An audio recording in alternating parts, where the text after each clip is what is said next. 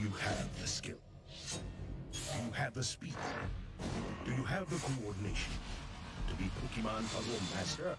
Do you have what it takes to face your toughest opponent yet? The Wall.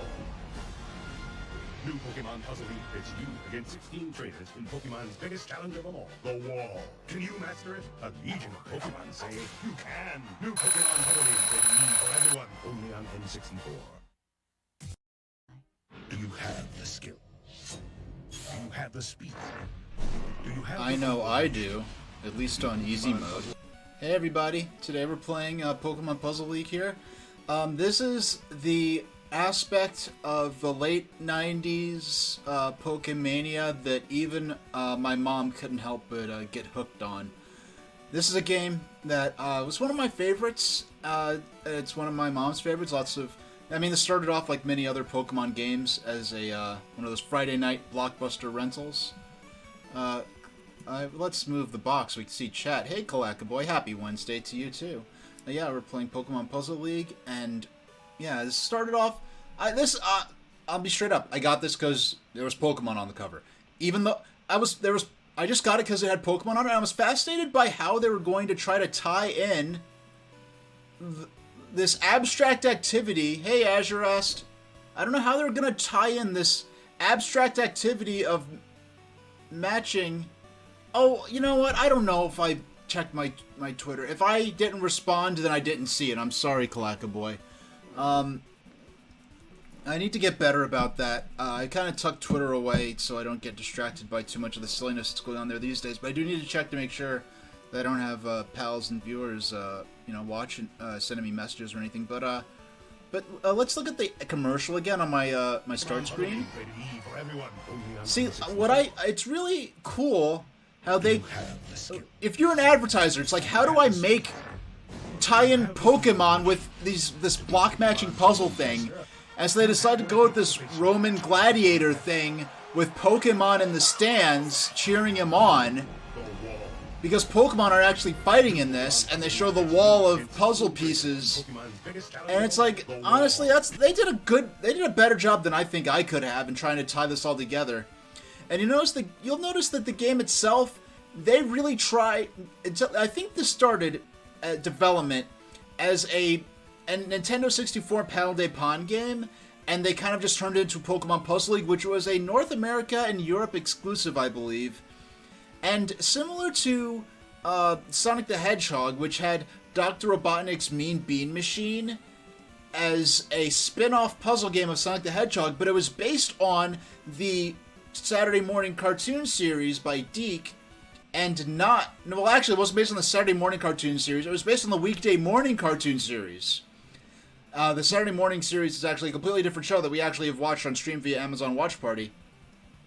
They tied it in with the weekday morning cartoon Sonic series, so it became the only Sonic game based on the cartoon instead of the game.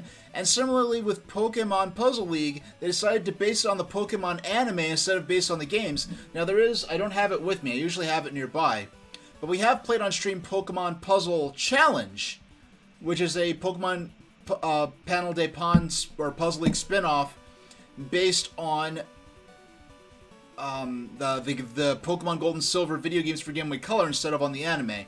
But this remains to this day the only Pokemon video game ever actually based on the anime. You could very loosely argue that Pokemon Snap for Nintendo 64 kind of ties in with the anime as well.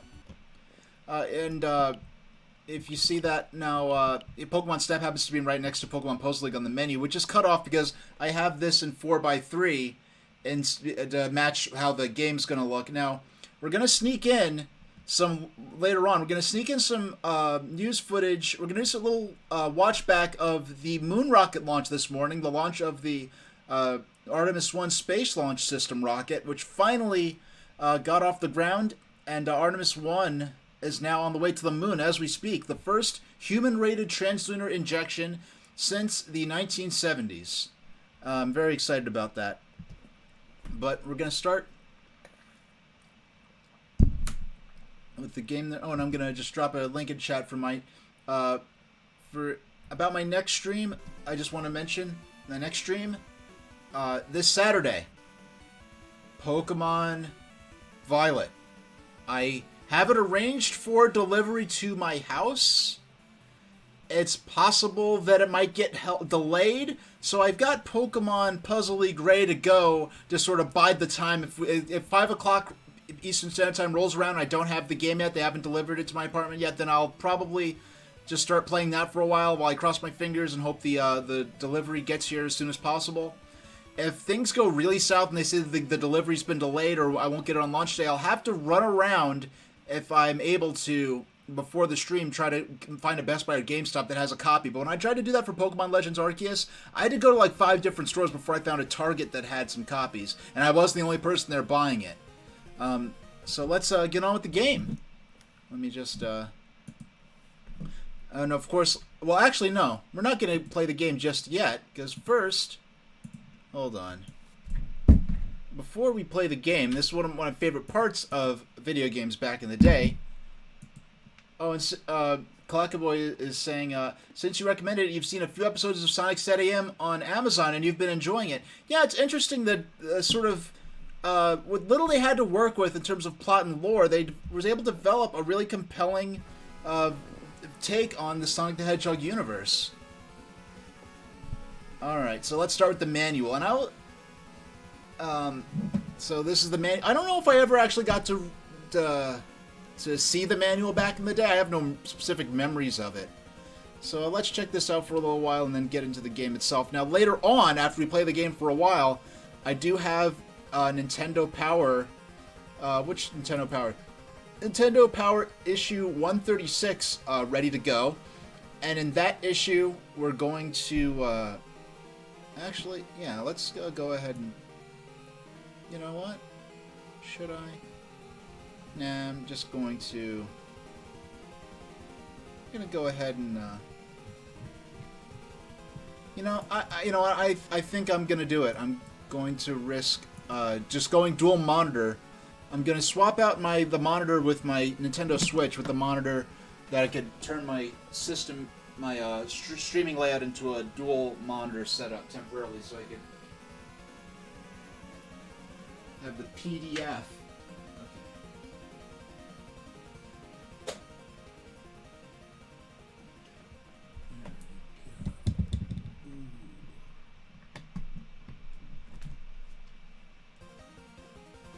Okay, let's see how well that worked. Oh, it looks like it worked perfectly. So I can just drag that. Oh, that is so much better for... Yeah, you know what? Just swapping the cable, it's such a simple solution. And it now lets me... Now, actually, I don't need... Meh. Yeah, the ambient music here is... I can barely hear it myself, but, So now I have the full freedom to... Actually... Yeah, I have the full freedom to, zoom in a bit. Have a full monitor available to me, which is fantastic. Okay, so we're probably just going to zoom through. There's not a whole lot to explain. What I'm interested in to see the most, I don't know what's the deal over here. If you see my mouse cursor, yes, you can see my mouse cursor. I don't know why there's this rainbow pattern over the vents there. I don't know what that's about. I'm interested to see how they try, if there's any attempt to explain the lore of why matching these tiles has anything to do with Pokemon battles. Alright. There's lots to do in Puzzle Village, so be sure to check out everything. Put your Pokemon registered. Puzzle League Game Pack. Now, Game Pack being Nintendo's customized phrase to avoid saying the word cartridges. Let me get in the center of the screen here. I slightly jostled my webcam, excuse me. When you see the title screen, press start to watch a short cartoon starring Ash and Pikachu. A cartoon. That's an interesting phrase for a cutscene. Okay. When the cartoon is over, you'll see the screen shown on the left. This is Puzzle Village. All you need to do is use the plus control pad to highlight the place you want to visit. Then press the A button. You want to visit. They're really trying with the Puzzle Village motif here to really contextualize this as some sort of adventure in the Pokemon world. Let's see. Let's see that again. You can replay the cartoon anytime you like. Whenever you want to watch it again, just go to Puzzle Village, then press the B button twice, If you want to stop the cartoon, simply press start to return to Puzzle Village. They are so proud of this cutscene, and frankly, with an N64's limited cartridge space, things like voice samples and video clips are very scarce on this system. So they're really proud and really trying to emphasize any attempt they can to tie in on the to the cartoon, into the okay. All right. There we go. We were cut off a little bit, excuse me, by my webcam. But see Professor Oak for information on the controls and rules, as well as basic instructions on how to play, rendering this manual largely meaningless, but I'm so glad they made it, because that was standard practice back in the day. Press up and down on the plus control pad to highlight the lesson you want to see, then press the A button to start the class. Each time Professor Oak finishes speaking, press the A button to see what he has to say next. If you leave in the middle of a lesson, press the B button. Okay, controls versus rules 2. Teach you how to get rid of garbage that is sent to you. Oh, now here we go. Check this out. Water block, leaf block, heart block, diamond block, circle block, pokeball block, and fire block. I don't know why they didn't just call them the badge names, because these, what they did was the traditional generic, well, they're not generic, they're just the standard Puzzle League playing pieces. They rethemed them to try to tie in with Pokemon a little stronger. Excuse me, I need a little water.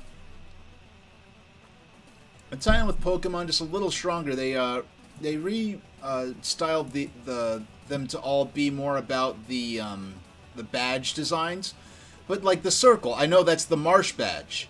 The fire symbol, I know it's the volcano badge. Why don't they just call it the badge names? Now, what I think this is a little tiny bit of I feel like Intelligent Systems, in a slight way, kind of mourns having their series, which had their Panel de Pon game, which had unique characters and world building with these sort of magical girl, fairy girl characters, sort of having it being plastered over with all these different IPs over the years. Pokemon on 2 different occasions, like the Pokemon Game Boy Color game, Pokemon Puzzle Challenge for Game Boy Color, started as a Panel de Pon Game Boy port, and they included a development version of the unfinished Panel de Pon game as a really secret Easter egg. You have to put in an absurdly complicated code in order to, but I actually did that back in, I think, March or April, when we were doing a full month of coverage of the Puzzle League series. Pokemon Puzzle League was not available on Nintendo Switch Online at the time, or else I would have included this then, but that's cool, because now I could include it as its own thing, because this is probably my favorite version of the game, the one I have the most memories and experiences with, playing it with my family.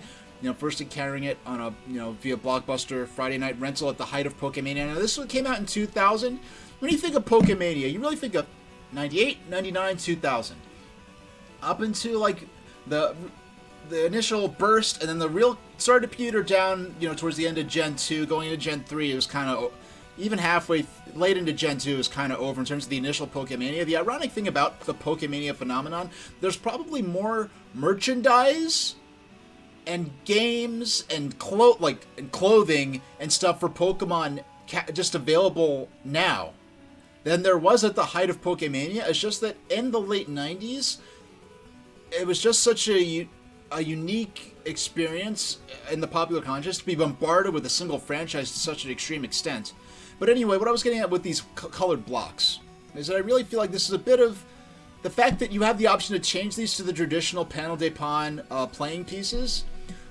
I think that's that little tiny bit of Intelligent Systems kind of trying to sneak in their traditional, original vision for Panel de Pon back into this series. But they really did put their full passion. Oh, look, here's the code to get rid of all the saved game information, which is pretty convenient. Now, Mimic Mansion. Get some hands-on training from Tracy and Meryl. Trademark. Yeah, make sure they know. You better not... They trademark that. Make sure they know that. But sometimes it can be easier to learn something if you watch someone else do it first, then try to do the same thing yourself. You can do just that when you visit Mimic Mansion. Just like in Professor Oak's lab, use the plus control pad. Now, I don't know, Meryl was... If you had internet access in the late 90s, Meryl was kind of infamous because Meryl was one of the very first Gen 2 Pokemon to be revealed. Before there was even much of a formal announcement in the West that Pokemon Gold and Silver was even in development. So there were lots of online rumor sites claiming that the unnamed Pokemon was called Pikablue, and it was a secret evolution of Pikachu. There were all kinds of absurd codes to get him. So his introduction in the anime kind of was a big deal. So view mode. Now, the training mode, Intelligent Systems, living up to their moniker, they do a lot of great job in this game as well as in Puzzle League for Game Boy Advance, which was on a twin cartridge with a Game Boy port of Dr. Mario.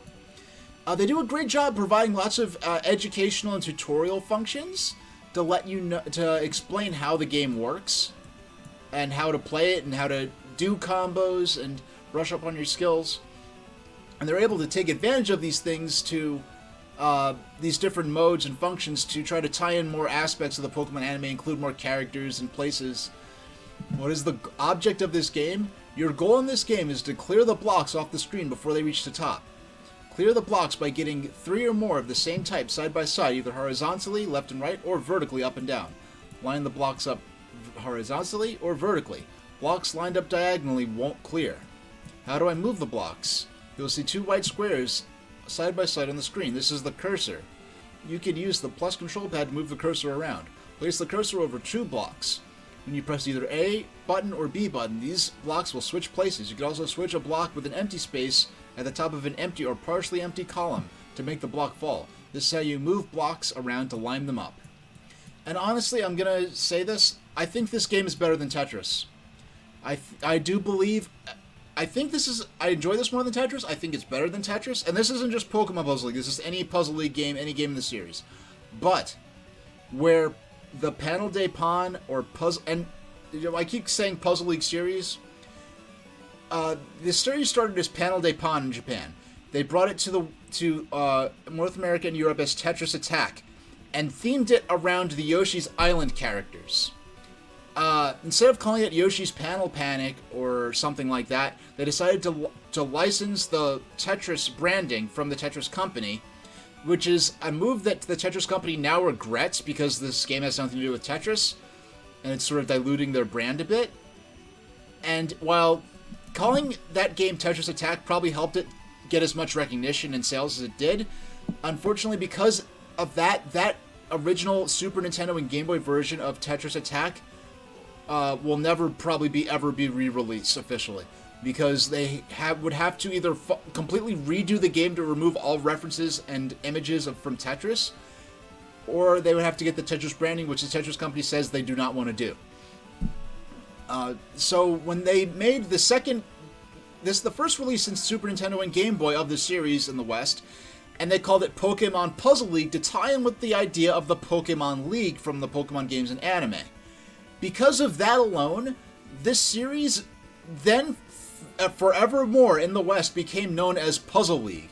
There was Puzzle League and Dr. Mario, sort of an unthemed, there was no characters or IP attached to the Game Boy Advance version of Puzzle League that was bundled with Dr. Mario. Then there was Planet Puzzle League for Nintendo DS. And then there was the most recent version of the series was in Animal Crossing New Leaf. As an amiibo unlockable, there was something called Animal Crossing Puzzle League. So that was sort of a game within a game within Animal Crossing. Because Animal Crossing has that history with the first N64 and GameCube games of having unlockable NES games, and no other game in the series had that, because after the GameCube, starting with Wii onward, now Nintendo was actually selling those old NES games on the Virtual Console or through subscription services like Nintendo Switch Online. Therefore, including them for free as unlockables to Animal Crossing was no longer a thing they could really get away with doing. So to have Puzzle League, come on, think of it. Super Mario Puzzle League. That just sounds good. That just should happen. Puzzle League should be Nintendo's go-to, standard issue, that should be their trademark puzzle franchise. Unfortunately, they've done very little with the series. So, yeah, we just have a continuing explanation of the basic rules. And, these are just basic. We could zoom out a little and... oh, no, we're not going to twist. We're going to zoom out a bit. Scroll down, see if there's anything particularly interesting. Yeah.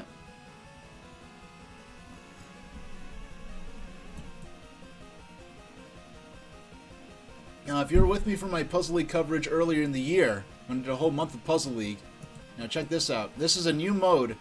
Only this, and I think this... Oh yeah, excuse me. There's a version of Puzzle League I forgot. They made an N64 game. Well, they made a GameCube game called Nintendo Puzzle Challenge, which included Panel de Pon, Yoshi's Cookie, and Dr. Mario.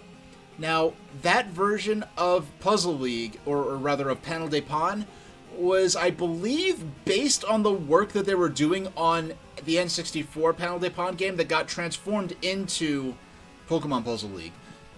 I think the GameCube version does have this. I'm not sure if it does, but this game introduces 3D mode, where instead of playing on a flat playing field where you're playing only on the X and Y axis, you play on a cylinder that you have to rotate in real time and manage the forward and backward blocks.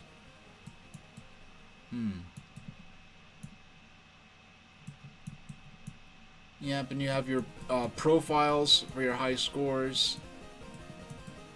Now check this out here. Yeah, there's a story mode about that we'll get into here. Now, if you notice here, it says choose a Pokemon. And Ash can choose between Pikachu, Squirtle, or Bulbasaur. Gary can choose between Nidoran, Growlithe, and Krabby, it looks like.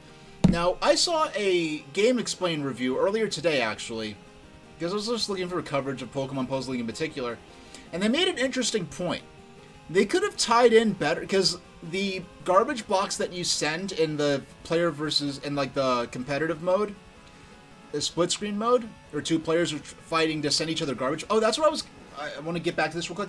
The one thing where the Puzzle League series really shines and I think dominates Tetris, the Puzzle League game structure and the method of action blows Tetris away in terms of player versus player dueling competitive gameplay.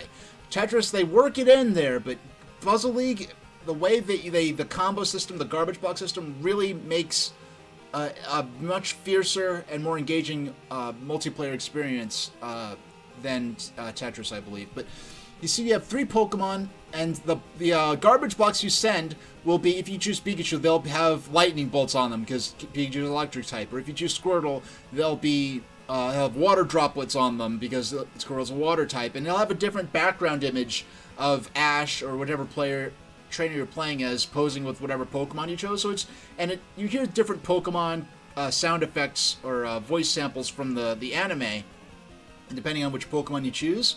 But if they wanted to get into the Pokemon battling aspect, they could have had it so that if you choose Pikachu and Gary chooses Krabby, lightning in Pokemon that element is super effective against water. So if you chose a water type, electric type, and they chose a water type, maybe your garbage blocks, which are the representation of the Pokemon attacks, could have if it's a super effective matchup, you could be sending twice as many garbage blocks or something, and maybe you have to get a certain number of combos in a certain period of time, and you could switch Pokemon on the fly. That part I just came up with right this second, but they could have, and of course they'd have to be an option to turn that off for a more traditional Puzzle League player versus player gameplay. But that's something here's Marathon, one of my favorite modes. Actually, I like all the modes in this game. Now here's something interesting. Yeah, it looks like Jesse and James here. This kind of looks a bit like artwork from the trading card game instead of from the so Time Zone. Score as many points as you can before time runs out. So that's a mode I don't think that was in the other versions we played. Spa Service. This is the line clear mode. And you battle Team Rocket by breaking all of the blocks above the clear line. You go in the Spa Service game is simple. Clear all the blocks above the white clear line. And so Spa Service, so it's like we'll get into that when we actually see the screen. So Puzzle University. So this we played in the Game Boy Advance Puzzle League. I don't know if this is in the Tetris in a Panel de Pon as well, but I mean, Tetris Attack for Game Boy. Oh, look, and you can make custom puzzles, which is cool, but note, before you let someone... I'll zoom in. Before you let someone else try to solve your puzzle, be sure that your puzzle really works. It's a nice, courtesy. warning here. So Pokemon Center is your I guess that's your options, the character profiles. These are all characters from the anime. Yeah, we'll get into that. But oh, here we go. The note section where you just scribble. I mean, there's no like codes or anything. But later on, we can zoom out now. So later on, we'll be reading this Nintendo Power issue that covers a Pokemon Puzzle League. In addition, but the cover story, as you can see here, is Gold and Silver. So you've got Pokemon Gold and Silver making their North American debut. You've got the Pokemon Puzzle League coverage in here. So this is really like the phase 2 of OG Pokemania. So I'm going to mute my mic for a moment. I'm going to go swap the cables back and plug in my Nintendo Switch into the capture card instead of my secondary monitor. In fact, while I'm here, I could unplug.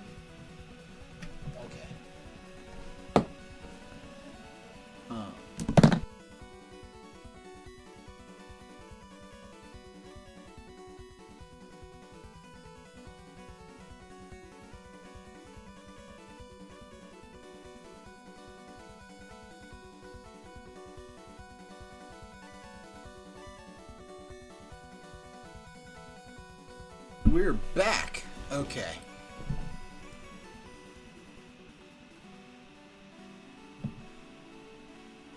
Now, I just got to... There we go. So let's get into the game now. I'll play for about an hour and maybe hop into some Nintendo Power coverage.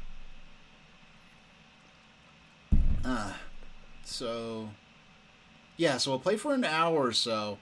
We'll read into the Nintendo Power. I think the cover story is about halfway through. So I'll actually stop right before the actual Pokemon Puzzle League coverage, do my midstream break, come back and read the magazine. Then we'll maybe do the NASA moon launch coverage.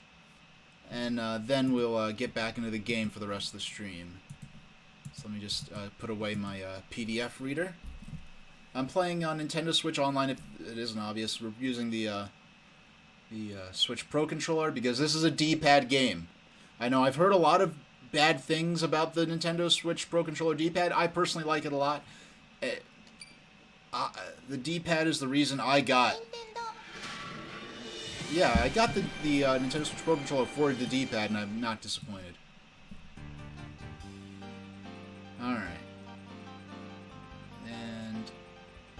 And so I just want to comment on the music. You gotta love... I don't mean this ironically, I mean this genuinely. This music, even back in 2000 when I brought this home from... So good to see you. That's so charming. But we've got... sounds flat out like web... I thought this even back in 2000. This sounds like web quality MIDI music. This sounds like the music that you'd hear in the background of a lot of those early Pokemon fan sites. You know, back on, you know... So, here's the opening cartoon. Hi, Professor Oak. Hello, Ash. I have an important message for you. They are starting an official Puzzle League tournament, and you are selected as one of the challengers. I'll go sign up. I'm so proud of you, Ash. Being selected for this event is such an honor. Well, there's no time to explain everything. You must hurry. Well, let's go. Wait! Don't forget to come and see me in my office in Puzzle League. I don't know Puzzle League Village. Eager to prove themselves in this new type of Pokemon battle, Ash and Pikachu race to Pokemon Puzzle League Village. I love how There it is. Pikachu. how rather Ready for poorly another edited that challenge? text is onto the sign, but that's just... So I'm fascinated to... I don't know how much of that is recycled footage that they had the English voiced cast dub new audio for, and they repurposed it for this, or if they actually commissioned a small amount of original animation. But they talk about the narration is like, oh, there's an official Puzzle League tournament. And the narrator's like, oh, as they go to try this new kind of Pokemon battle. Like, they're trying so hard to justify the idea that matching these colored tiles somehow has something to do with battling Pokemon. So we have Puzzle Village. So the idea is there's this tournament in the stadium in the center. And this is like the Olympic Village, you know, when they have hold the Olympic Games. Where you have, you know, all these different stadiums and facilities So there's like a education center, a Pokemon center, Professor Oak's lab, I guess the Mimic Mansion. I guess that's a house where the competitors are supposed to stay at, during their time here. Time Zone, which looks like a stadium, like a tennis court or something. Marathon, which appropriately enough looks like a track that you run the 100 meters on or something like that. And the spa service. So I guess it's a spa where you go to take your Pokemon to be relaxed or whatever in between fights. So let's check out the Pokemon Center. What can I do for you? These little, I don't know how much they stretch the limits of what this N64 cartridge could hold with all these voice samples. But you just have your basic options here. It's nothing too exciting. But no, it's not options. It's the Pokemon Center. It's not how to play. It's Professor Oak's lab. Welcome. It's so good to see you. Here's how to play. And it's kind of funny how just the voice cast for Pokemon at this time period, this ended up being the only actual video game they were involved in. So let's, it's good to see you. I will teach you the skill chain. If you can learn this, you will definitely be ahead of the other trainers. Do your best. Let's see something absolutely bananas. Oh, look. Oh, you can see it actually as you as you add more, if you go to the higher levels, it just adds the more blocks right there. Let's watch what he does. Get a sense of the crazy combos you could do in this game.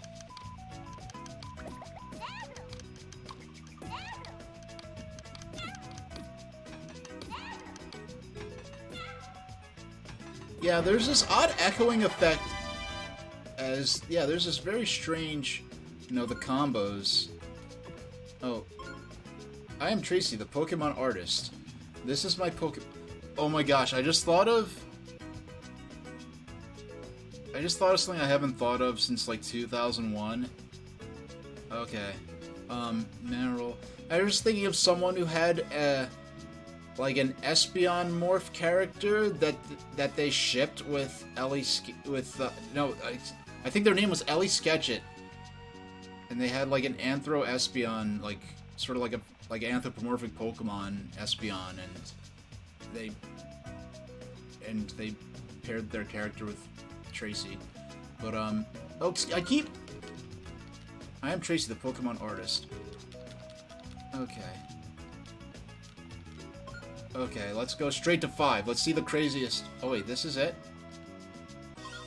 No, I want to see. Okay, expert. Here we go.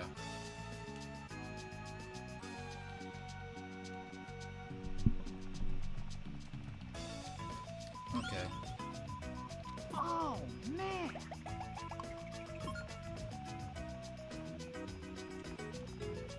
This is not. Okay, chain. I want to see. This is where. Okay, I'm looking for the really crazy go nuts stuff. Okay, we want to go to. Okay, progressive. There we go.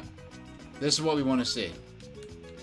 Or maybe I swear the Game Boy Advance version of this had some really crazy demos that were like bordering on superhuman.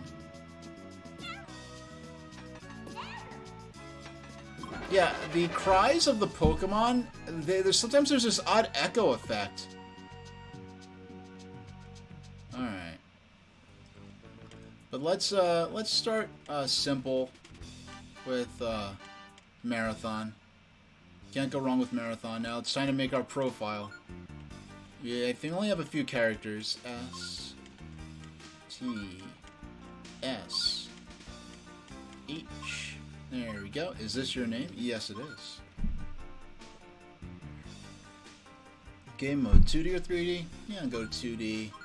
We'll start it off easy and build up as we go along. Oh, and there's Richie. This kid from the sort of era of the Pokemon anime where I think Ash was actually competing in the Pokemon League. And Richie is weird. He's just kind of like... Richie kind of comes off like someone's Mary Sue character. if you look at his design, there he is standing between Brock and Misty there on the left. And it's like Richie's design, he's very clearly supposed to remind you of Ash. So it just kind of comes off like someone made a character who's like, yeah, my character is just like Ash, but just better. And that's basically what Richie was in the show. I don't think he's appeared in the series in a long time. The last time I was keeping up with the series was around the time of... I almost called it Best Wishes, which is the Japanese name of that era of the anime. But the Pokemon Black and White based series, the Gen 5 series, when they were in Unova. And I like the early episodes, but basically they really decided not to follow the storyline of the games very closely. If you look at, for example, the Pokemon Diamond and Pearl anime, they added a lot of elements, for filler episodes and stuff. They added some new ideas, like Pokemon Hunter J, one of the best characters in the Pokemon anime, that wasn't from the games. It was a secondary villain character. But the Pokemon Diamond and Pearl era of the anime actually closely followed the games of that era. They actually followed the storyline of Diamond and Pearl relatively closely. Whereas with Pokemon Black and White's era of the anime, they really didn't. And there's certain plot points that even by episode like 3 or 4, I should have realized if they were going to include plot points from the show, this was their chance to do so, and they just didn't. And then there was further complications where the evil team from that era of the games, Team Plasma, was going to be introduced in a 2-part special when they fought against Team Rocket. And basically the Sendai earthquake and tsunami happened right like a few days before the episode was going to air in Japan. And as a result of, and during the 2-part episode, there's not too much known about it, but from what we could piece together, there's going to be a scene where Jesse and James from Team Rocket destroy or damage a large part of Castelia City using an energy beam weapon that's powered by a meteorite that Team Rocket and Team Plasma are fighting for control over, so they could use it to take over the world. And they didn't want any scenes of mass destruction, so they said at the time that they were delaying that episode, but they actually just never aired it. Only a few people have seen it. They've even dubbed it in English, but they just never even aired the English version. They actually rewrote many elements of the anime to accommodate the missing episodes. And so because of that, Team Plasma wasn't introduced until very late in the Pokemon Black and White era, where their appearance was based on sort of their role that they play in Black and White 2. But it's very obvious that even if the Rocket vs. Plasma episodes had actually aired, that they were never planning for Team Plasma to be a major part of that era of the anime. They never... and they were never going to follow closely the storylines of the games, even if they didn't have to cancel those couple episodes and rewrite several others as a result. And in fact, those episodes were so canceled, they didn't just not air them, they actually scrapped the episodes. They actually dismantled the episodes and reused the animation for other episodes that came later in the anime. We know this from some of the trailers we saw of the Rocket vs. Plasma 2-parter. And later on, some scenes like certain Pokemon attacks and things like that later got reused in a completely different context later on.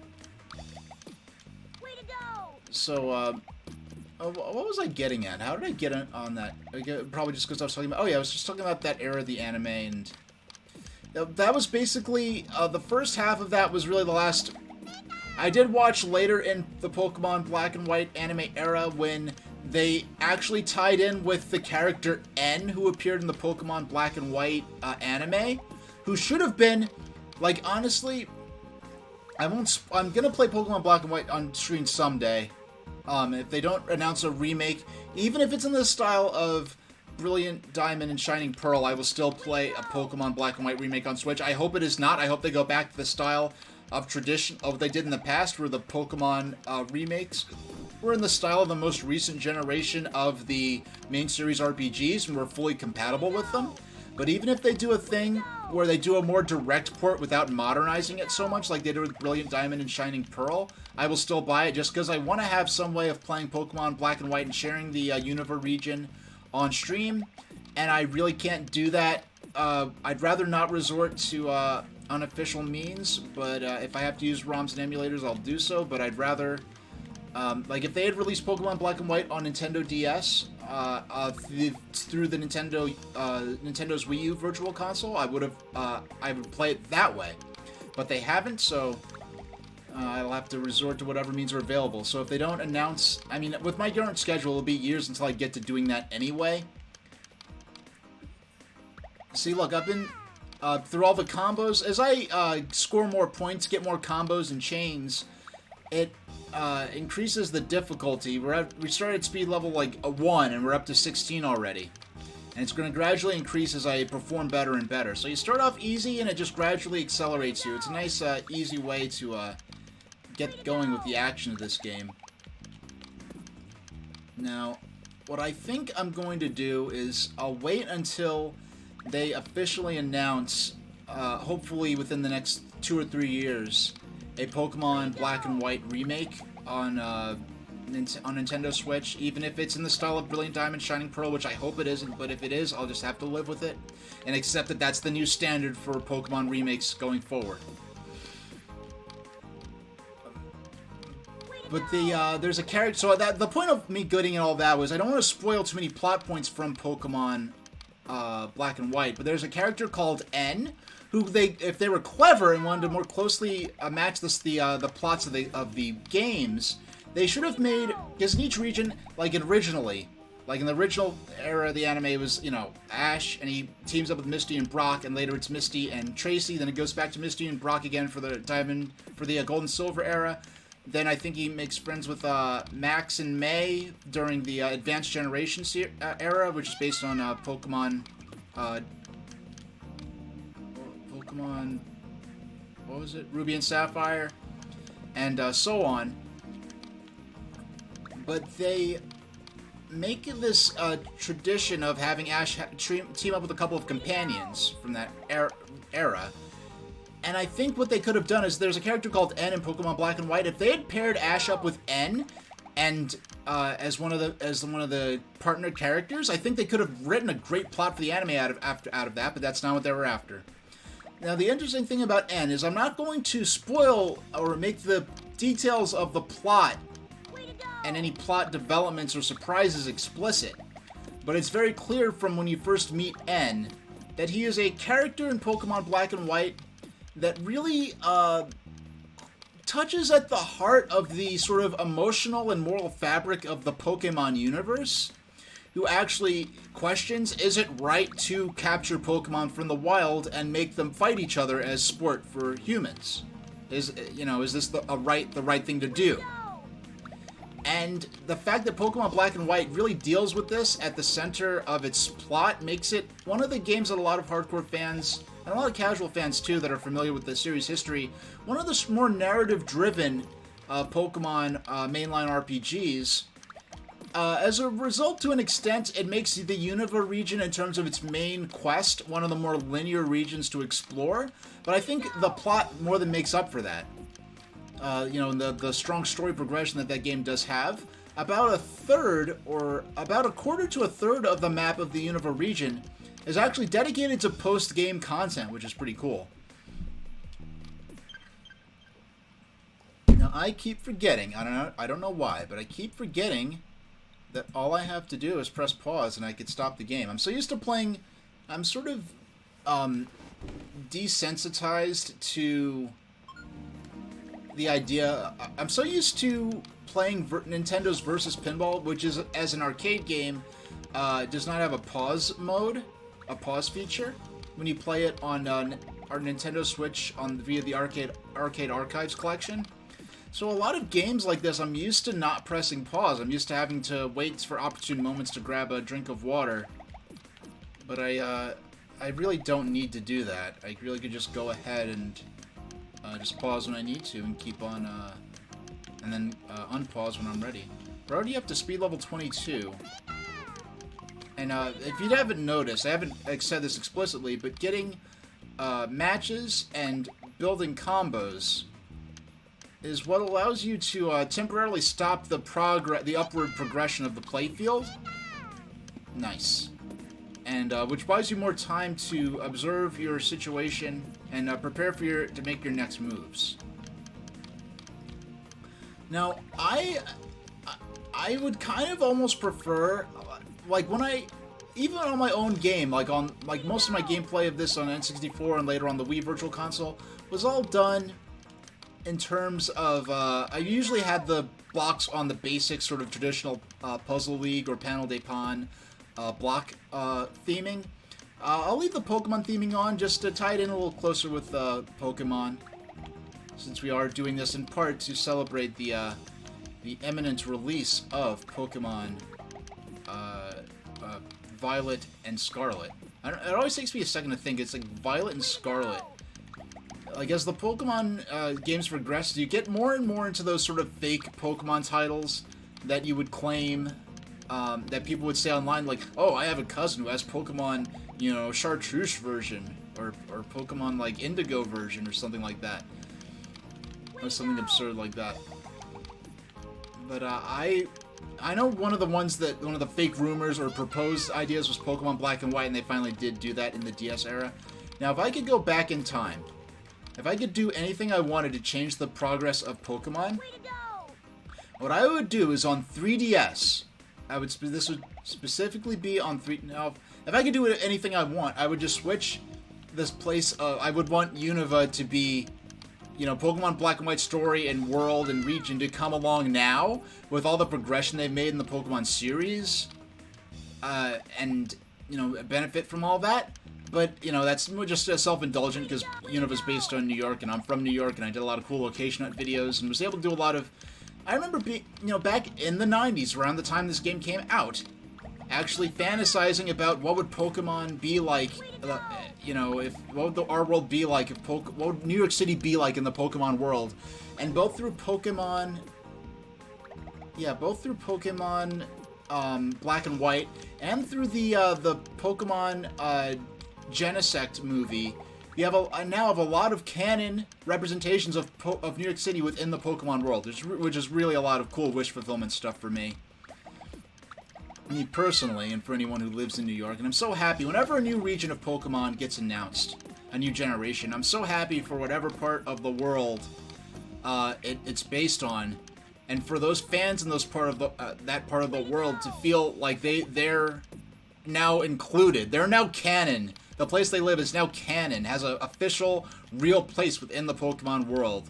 Whether that's, you know, I experienced it, you know, when they did the Unova region based on New York City and East New Jersey for Gen 5. France got to experience that when they did the Kalos region in Gen 6. And then in Gen 7, you know, people from the Hawaiian Islands got to experience that, you know, when they did the Alola region. And then in Gen 7, you know, Great Britain got to be canonized into the Pokemon world with the Galar region.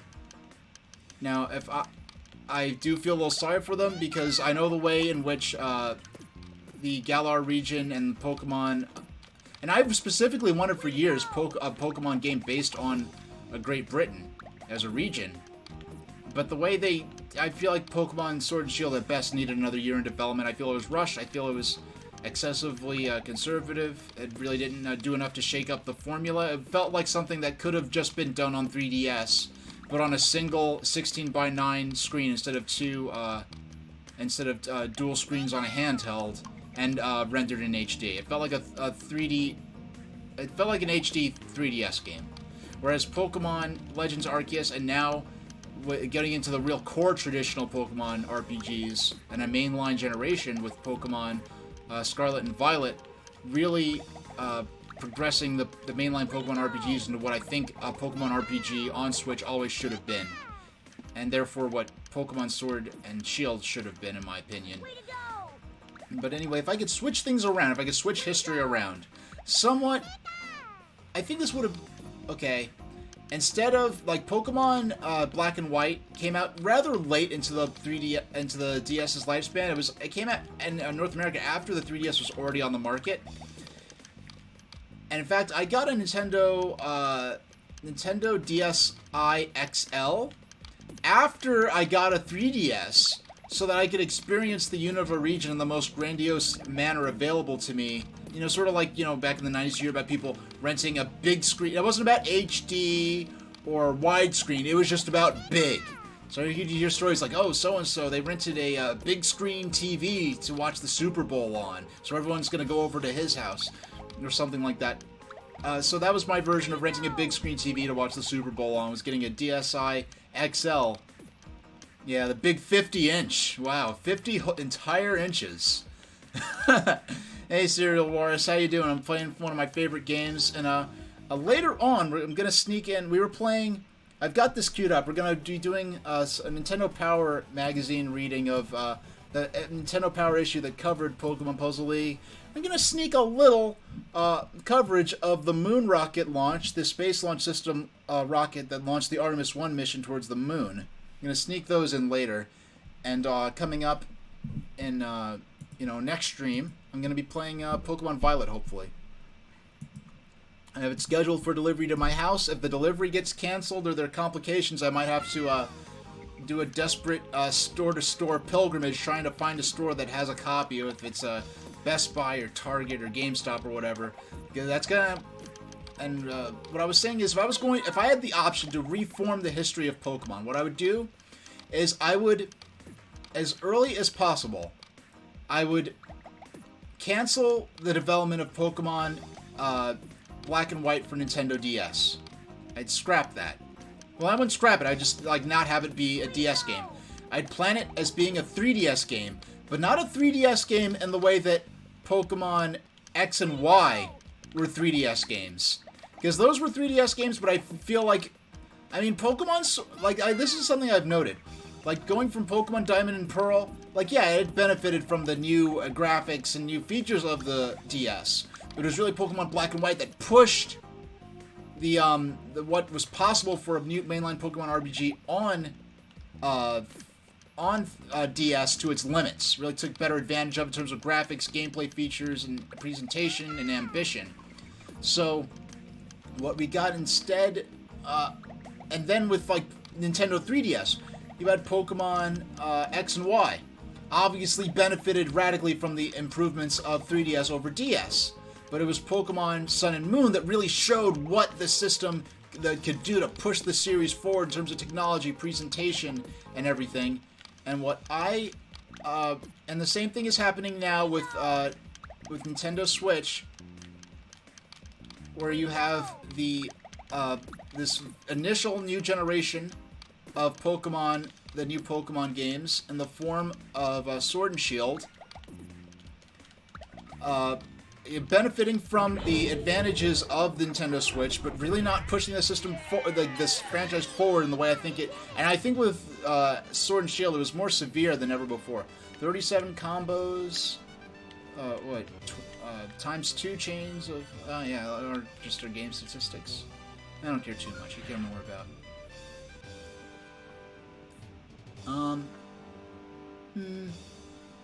Let's see. 42. Where is the 42? 30. Yeah, about 12 more minutes, and then we'll play again for another 12 minutes and switch to. Let's try on 3. Let's try 3D. See how long I last in marathon mode. Yeah, so in this mode, I'm playing with a cylinder. Then I have to rotate the entire play field around and manage it all in real time in order to survive as long as possible and rack up a better score. The main story mode, I think, is only playable in the traditional 2D mode.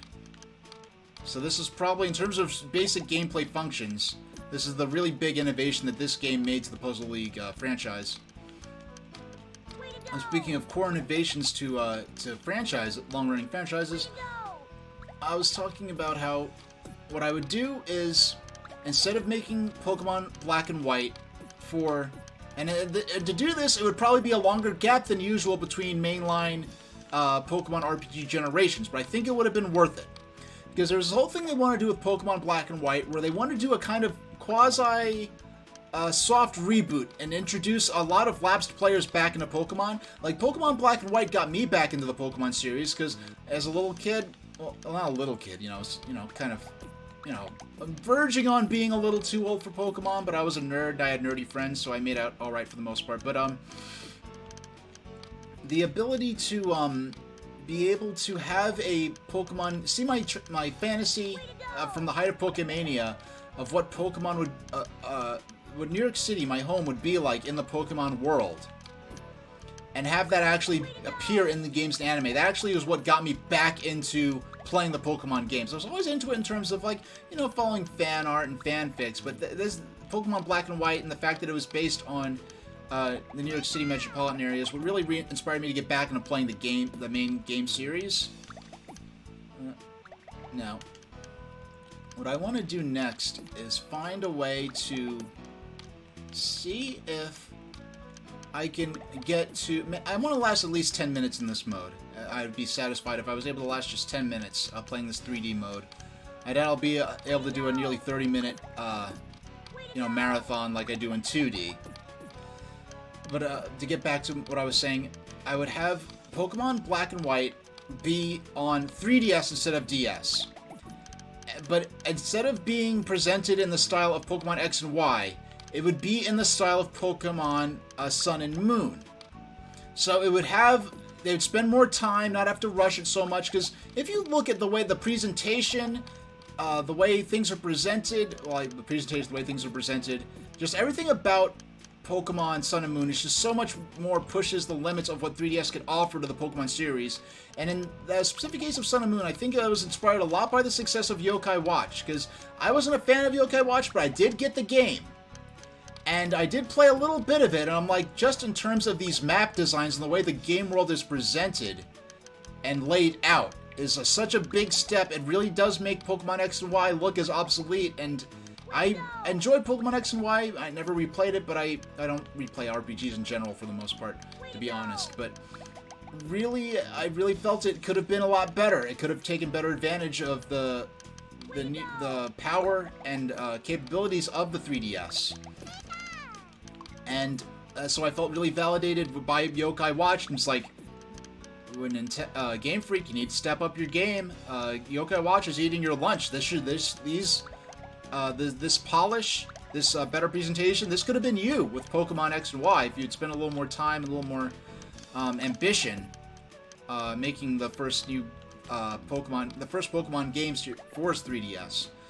And so so it would be Pokemon Black and White, and the style and presentation and production values of Pokemon Sun and Moon, as I guess a 2014 3DS release. And because they were doing a lot of other things to sort of reboot Pokemon and sort of the popular consciousness. For example, Pokemon Black and White was the only generation of Pokemon to feature a full 150 roster of new Pokemon. Thank you, Kalakaboy, for redeeming the removed glasses for about the next 10 minutes or so. I could see perfectly fine without my glasses. I could go weeks at a time without wearing my glasses. But when I put them back on, I'm just like, wow, everything's just better. And being someone who doesn't care too much about resolution and high definition and all that kind of stuff, I did not have an HD display of any kind in my home until I started assembling this setup for streaming on to Twitch. I didn't care about having HD monitors or anything. It was just like, okay, it's time to get ready to build my streaming setup. That's when I finally cared enough, because I was still playing all my games on my CRT. Now, it helped a lot that I did have Wii U, but I could just play that on the gamepad. And then I was mostly playing like Pokemon Puzzle League here and Mario Party 2 on the Wii Virtual Console, which is a standard def native system. So I really didn't need a monitor for anything. I didn't even care about like the NES Classic Edition. I didn't care about that because I didn't care about I already have an NES, which is my CRT is made for, my cathode ray tube Sony Triniton television. So I really had no motivation to there we go.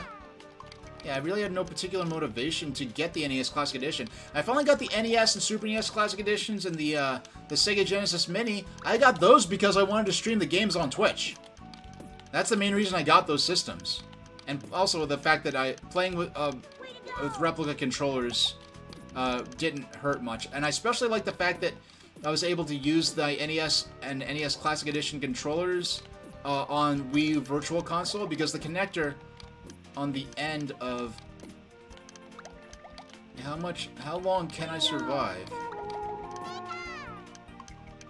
We're gonna make a little headway here while we still have the time. Now that's a bit of cool theming with the Pokemon lore and mythos, and you know the traits certain Pokemon are known for. Is Jiggly is when you start scoring combos and chains to stop the progression of the. Oh no! You have to. I let this get away from. Oh, I was like 1 frame away from. Yeah. So this mode is played on a cylinder. So this is the special mode that they introduced. Wow, 6 minutes. Almost. Actually, we're gonna go back into marathon mode, and for comparison, we'll play 2D. We'll play. We'll start at speed 50 on easy mode. Let's see how long I last. This is gonna be bananas. I'm gonna be honest. I'm probably not gonna last that long. But no, Pokemon Black and White was the. Oh heck no! Oh heck no! Oh no! Oh no! This ain't happening. This ain't happening. If I last 5 minutes, if I last. Oh, I got destroyed. I got destroyed. But that's. Let's try that again. That was fun. That was fun. That was fun. One more time, then I'll set it to a more reasonable speed. You're about to try a new bubble tea shop. Tell me what bubble tea you get. Way to go! Oh my goodness, I'm actually. Oh, there we go. Yep. I'm doing good. I'm doing okay. I ain't doing so bad. Mom will be proud of me. She kicked my butt at this game. This was the one, because it was my mom was big into puzzle and casual games before that was really defined as a specific genre. But my mom's the kind of a gamer. She had a DS in the Touch Generations era, just for Tetris DS and playing Sudoku and Brain Age and Big Brain Academy. Way to go! You identify the matches, make the matches, and just keep calm and keep making the matches. Do the combos, do the chains. Boom. Way to go!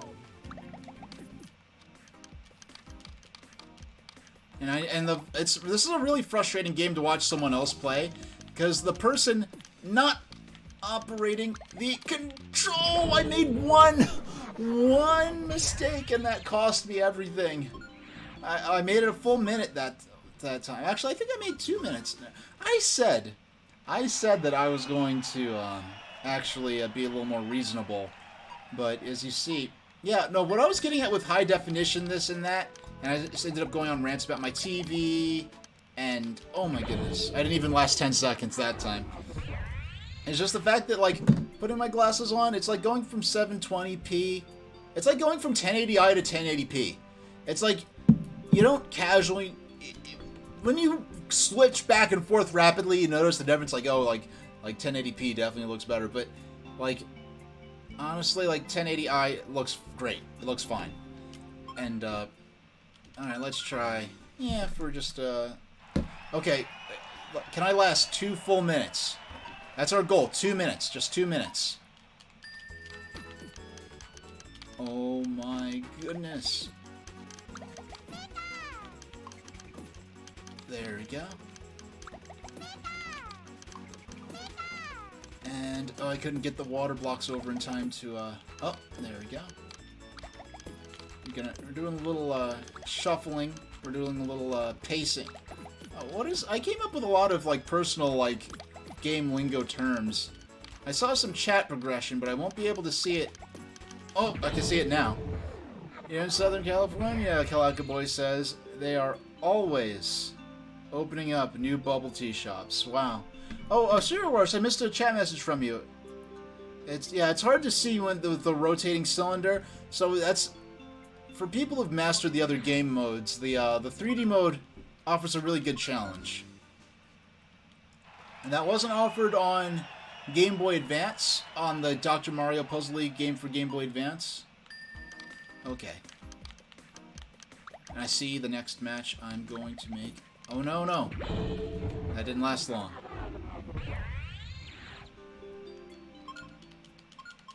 Yeah, I just want to jump right back into it.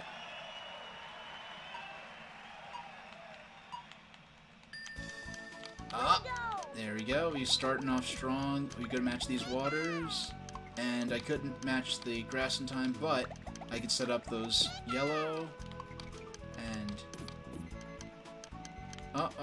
that's, beckoning us to start the next portion of the stream, which is not... We're not going to the magazine reading just yet. Way to go! Yeah, we're just, sorting a bit there, just to try to... Way to go! Yeah, there you go. You got those, the hearts. Yeah, we get the Morse badges. And we can get those cleared. And those cleared. And these. There we go. Got a nice 5 here. Yep, I'm sorry. I see the chat progression. I promise I'll catch up. I mean, how realistically? How long am I? Oh, okay, there we go. Hey, TurboGrafx. We are, yeah, it's time for us to, we're playing Pokemon Puzzle League here. And this game is interesting because they theme this around like sort of an Olympic Village type thing. The idea is this is a new kind of Pokemon tournament, and they're just trying desperately to tie the abstract method of action, which is matching these colored and shaped, these colored blocks, these colored tiles, with Pokemon battles. They really kind of stretch their credibility in doing so, but given what they had to work with, they tie it all together as best they possibly can. Yeah, I would say in terms of features, in terms of like tutorial features, educational features, practice modes, training modes, actually, what we're... No, I didn't mean to do that. We're going to, we're going to quit real quick. I'm going to show you something, briefly. We're going to return to... I want to show you a special mode of this. You might not have heard of this. Actually, I guess I could... It's been 10 minutes. I'll put my glasses back on. Thank you, Kalakaboy, for redeeming the glasses removal redeem. And I know the sponsor that I've been looking at, actually, or the sponsor that's been looking at me, rather, is they're looking to work with small streamers. They do consider, you know, channel point redemptions, you know, as weighty in terms of the quality of my audience interactions and stuff. They consider that tantamount to cheering with bits or anything like that, which is really cool. But I haven't signed anything with them yet. I don't have a sponsorship. Oh, excuse me. I didn't mean to do that. What I wanted to do, I want to show you this mode. I'll go about... Yeah, we'll go with easy mode. Yeah, so this is a mode that this Pokemon Puzzle League actually introduced. As you see, instead of playing on a 2D field like in Tetris Attack or the Game Boy Advance Puzzle League, we're playing on a cylinder, actually. So you can see the back of the cylinder there, and you have to monitor all the different parts of the playfield in order to survive. And so they really, this is a cool mode that they tied in here. Some of the little touches that tie it in with Pokemon a little better is like when you get combos and chains, which stops the upward progression of the blocks, they have Jigglypuff appear, and, you know, sing, you know, the Jigglypuff, because Jigglypuff, you know, is, you know, they're famous for singing, that puts their enemies to sleep, so it's like, okay, so stopping the playfield from moving up is kind of like putting an enemy to sleep, so we'll have Jigglypuff appear and sing the little song. So they put on a lot of work to theme this, to work in the Pokemon theming into this game as much as they possibly could. Now, yeah, I'm not great at this mode. I don't play it much. My mom was great at this mode. Yeah, this is the game that finally hooked my mom into the Pokemania. And so I got introduced to this game. I was familiar with Tetris Attack on Super Nintendo. I never actually played it, but I read reviews of it when it came out. Because I didn't even have Super Nintendo at the time. I was too busy playing regular Tetris, actual Tetris on Game Boy. Serial Wars, you're watching a stream in your motorhome? Yeah, Serial Wars, yeah, I don't know if it's still up in the VODs and over on your channel. But Serial Wars has a really cool motorhome that they customized into sort of a little mobile game room. And it's an older motorhome, which means you get the full wood grain glory. You could just smell, like you could smell like the wood. You could smell like the upholstery and stuff just looking at an interior when you find something like that on Pinterest or the like. And I don't actually like Pinterest. I just put up with it because so many Google image results turn up Pinterest stuff. So let's see how long I could survive. I didn't even. Like regular mode, regular marathon mode, I could last a good 30 minutes. This mode, I lasted barely 10. Yeah, so I'm honored to be the entertainment of choice in the Serial Wars motorhome. Getting a lot of good combos going. Yeah, the sheer possibilities. 1982, it's not that old. In the United, I forgot the exact year, but in the United States, or at least in the state I was living at in the time, the state I lived in before I moved to my current region, I was like 90% of the way to purchasing a Volvo 240 station wagon. In really excellent condition. I was going to pay to have it shipped over to me.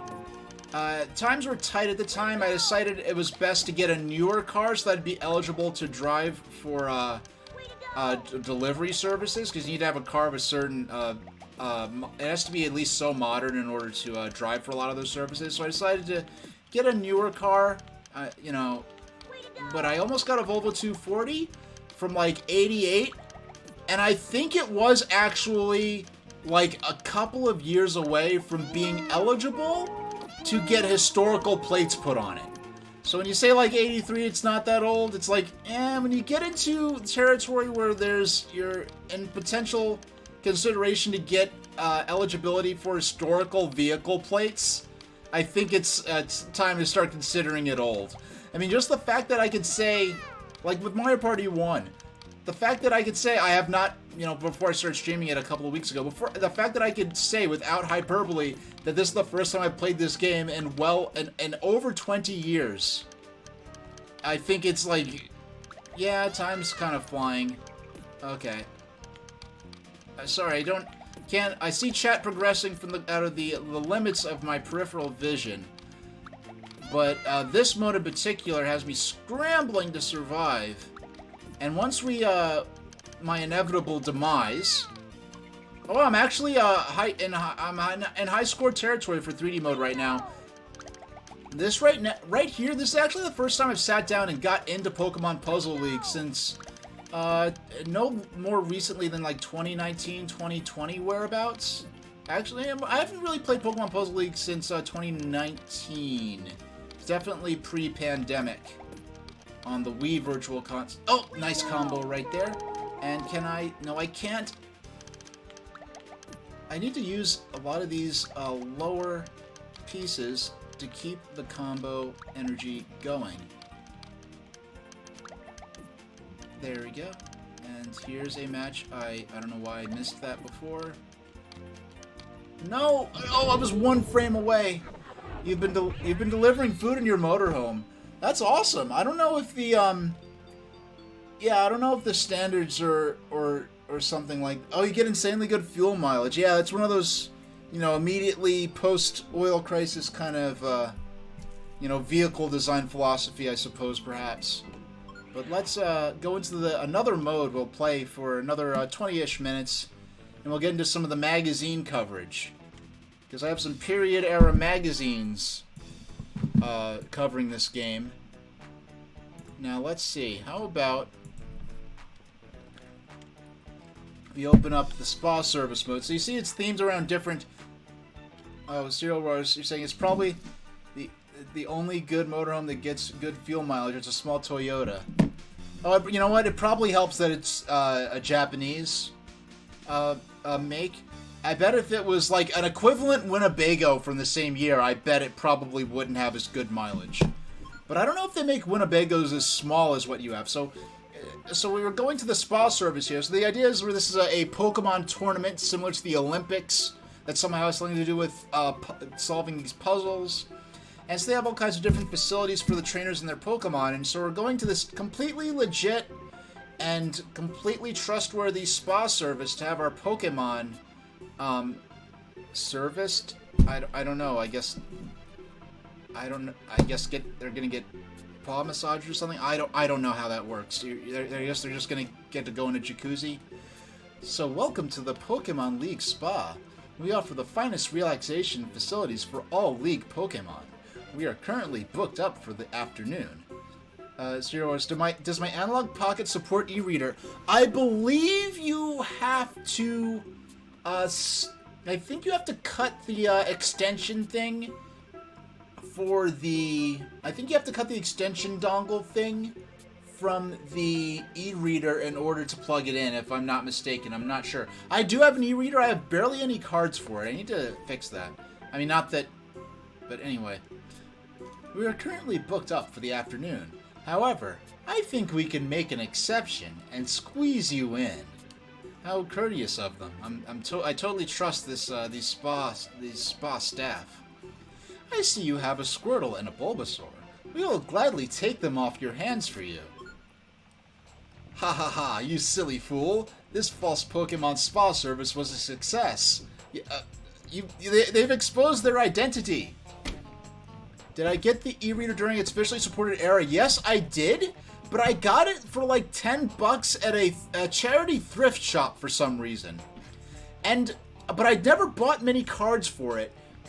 But believe it or not, they were selling cards. They were selling brand new packs of e-reader cards through the Nintendo website up until like 2008 or so. And I just never took advantage of it. Because they were selling brand new packs of e-reader cards. They were selling them as spare parts, believe it or not. But I never did so. My main concern was trying to get the e-reader cards for the Super Mario Bros. 3 stages. Because, believe it or not, in Super Mario Bros. 3 for Game Boy Advance, there are custom new stages they made. But those stages are not just, like, already in the cartridge ROM. And they, like... the cards just unlock it? No, the cards are genuinely the new stages are genuinely programmed into the cards. But I don't need that anymore because the Game Boy Advance version of Super Mario Advance 3, Super Mario Advance 3, Super Mario Bros. 3 for Nintendo's Wii U Virtual Console service, that version actually has all the e-reader games unlocked in it already, which is great. Does the Game Boy Micro support the e-reader? I don't think it does. But you see, Jesse and James and Meowth of Team Rocket, the Team Rocket trio, have exposed their identities. This is actually a scheme to steal the Pokemon from the trainers here. I am not going to attempt Jesse, James, or Meowth's voice, because I'm definitely, especially not going to attempt the dear late Maddie Blaustein's performance as Meowth. I don't know why she decided that, you know what, this talking cat creature needs to have an exaggerated Brooklyn accent. A cat with a Brooklyn accent. I don't know why she decided to do it, but bless her, because it defined the character for the West in such a perfect way. We have stolen every trainer's Pokemon. Catch us if you can. So here, this scenario here is kind of themed around Pokemon the Thirst movie, where Jesse and James dressed up as Vikings, and Meowth dressed up as the figurehead for the boat that took Ash, Misty, and Brock to Mewtwo's island. So that's what this scene here is based off of. Fine, let's play a little game of hide and seek. We will hide. Oh, oops! I accidentally skipped some of the lore there. But the contextualization for why this has to do with Team Rocket is they're hiding. Team Rocket is hiding undercover in different parts of the Pokemon world, and we're hunting them down by clearing all the blocks until we clear all the blocks below the line clear, the clear line, I guess the goal line. So this is kind of the line clear mode of this game. And so we get to follow Jesse and James around the Pokemon Puzzle League village and see them dress up in all their ridiculous disguises and costumes. You're gonna go in for a drive. You'll be listening audio only, so you're gonna be listening in podcast mode. And the great thing is when you listen to a podcaster that has good, I guess microphone presence. When you listen to a good streamer, and even if you can't see their gameplay, you're basically listening to a one-person podcast. Like, cause I had a lot of proposals for a while to do, like, people saying, oh, you'd be really great at a podcast, but it's like I don't have like any roommates or housemates really that would be good to do a podcast with, or anyone who lives nearby me. I was on a friend's podcast once during in my college years, and they had a really cool studio set up in their basement of their house and everything. It was really cool, a really cool experience. But I never listened to the episode of that I was in. I need to go find that. I need to go find that, see if it's still online somewhere. So this is stage 1. So I have to. At this point, all I have to do is just clear all the blocks below that line, and we can advance to the next stage. So we're in stage 1-1. And so you hear the different banter, Meowth going Meowth, and all that kind of stuff. The banter from Jesse James and Meowth here is not, these aren't dynamic sound files that trigger when you get certain combos or chains or anything like that. Those voice samples are actually baked into the audio file for the track, which is a really strange way of doing that. And I was always, when I used to play this game back in the day, I always be like, wow, it always seems like they say the same thing about, 30 seconds in. It's like Jesse always says, let's go. And then about a minute in, Meowth always says, Meowth. And I thought it was just in my head. But when I actually downloaded the soundtrack for this, someone just ripped the soundtrack directly from the game ROM file. And I realized, no, these voice samples are actually baked into the audio file, and which is so surreal because the other taunts and reactions are dynamically played, but I guess maybe because it was just maybe they saved cartridge space by doing it because they know these modes are always going to involve Jesse James and Meowth, so they just have their audio files sort of built in here. They just baked into the audio. Now, Serial Wars, I was saying this earlier, even back in 2000 when I first played this game, when I first took it home as a Friday night rental from my local Blockbuster, because I always tell this story all the time, how I say it a lot more now that we're playing a lot of Nintendo 64 era stuff, a lot of late 90s stuff, as opposed to the earlier 90s and 80s stuff, is that on Fridays, after I finished my homework, me and my brother finished our homework on Fridays.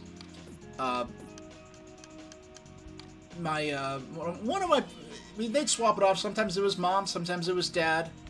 One of them would take us to Blockbuster right at dusk after we finished our homework for the weekend. And they'd take us to Blockbuster or Hollywood Video. They were right down the block from one another, but it was usually Blockbuster. And we'd rent a game.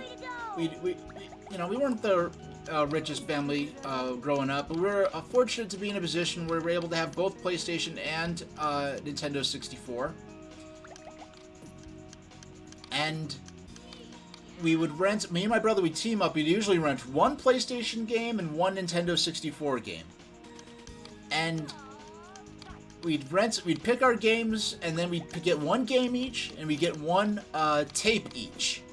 This is pre-DVD, so it's only on tape. And we didn't call them VHSs back then, we just called them tapes, or videotapes. Sometimes video cassette if you want to be super formal.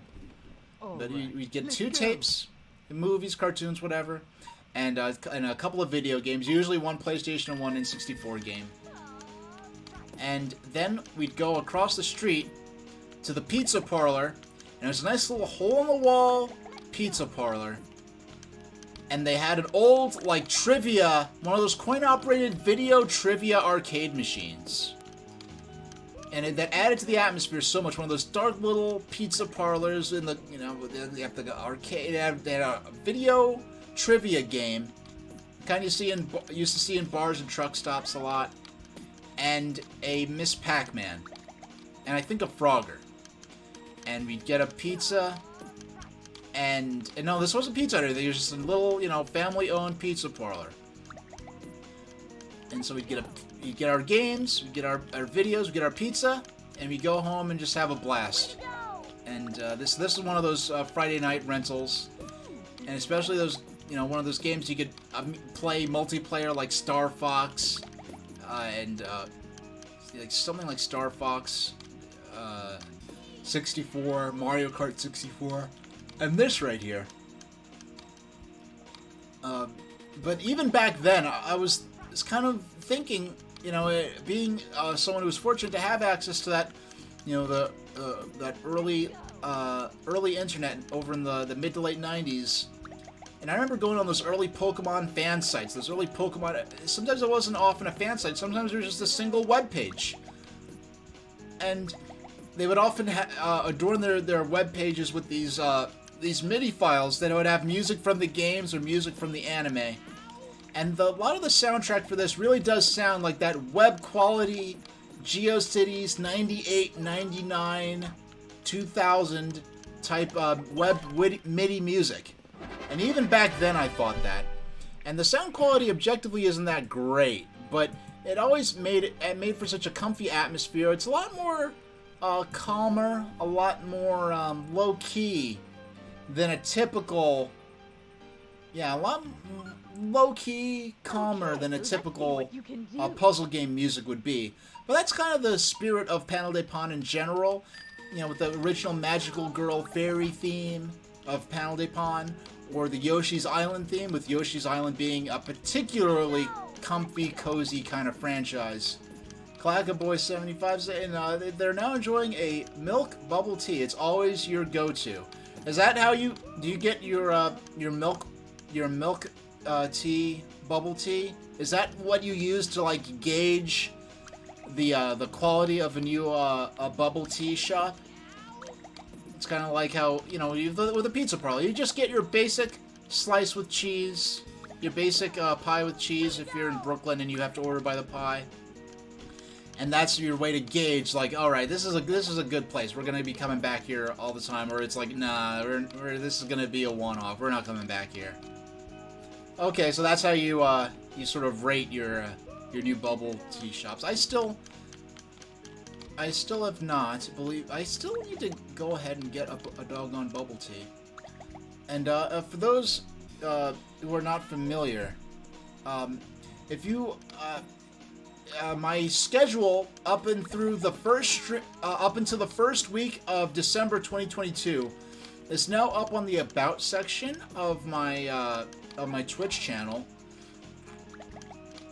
and I'll be starting streaming Pokemon Violet beginning this coming Friday, so the day after tomorrow, Friday evening. And Friday and Saturday I'll be playing it. But starting the Monday, I think, yeah, that Monday, I'm going to start incorporating a lot of watch party streams. Some of the Pokemon movies are available through Amazon Prime watch party feature, which is integrated into Twitch. So I'll be able to watch some of the Pokemon movies with you if you're an Amazon Prime subscriber at least in the United States, possibly in Canada as well if you're just in North America in general. Sometimes selections are available both in North America and Canada. Sometimes they're only available in North America, so it's a little tricky. I'm sorry everyone can't join, but even if I'll be the TV animated series too. Only certain seasons of the anime and certain collections. It's weird. If only I really do dearly wish that the original series was available to watch through Amazon Prime Watch Party. It is not right now. It was at one point, but I waited too long and they took it down from being Watch Party compatible. Certain movies are compatible, certain movies are not. So I believe it's this coming Monday. I'll be watching. No, I think actually no. It's coming Tuesday. I think I'll be, or something like that. I'll be watching Pokemon 3, the movie, the third Pokemon movie, which came out in 2001, and it's the last Pokemon movie I saw in theaters up until the 17th, I think, Pokemon the movie Black and White, Victinian Zekrom and Victinian Reshiram. Pokemon the movie Black was the one that was actually in theaters, and then Pokemon the movie White was aired on Cartoon Network. Alright.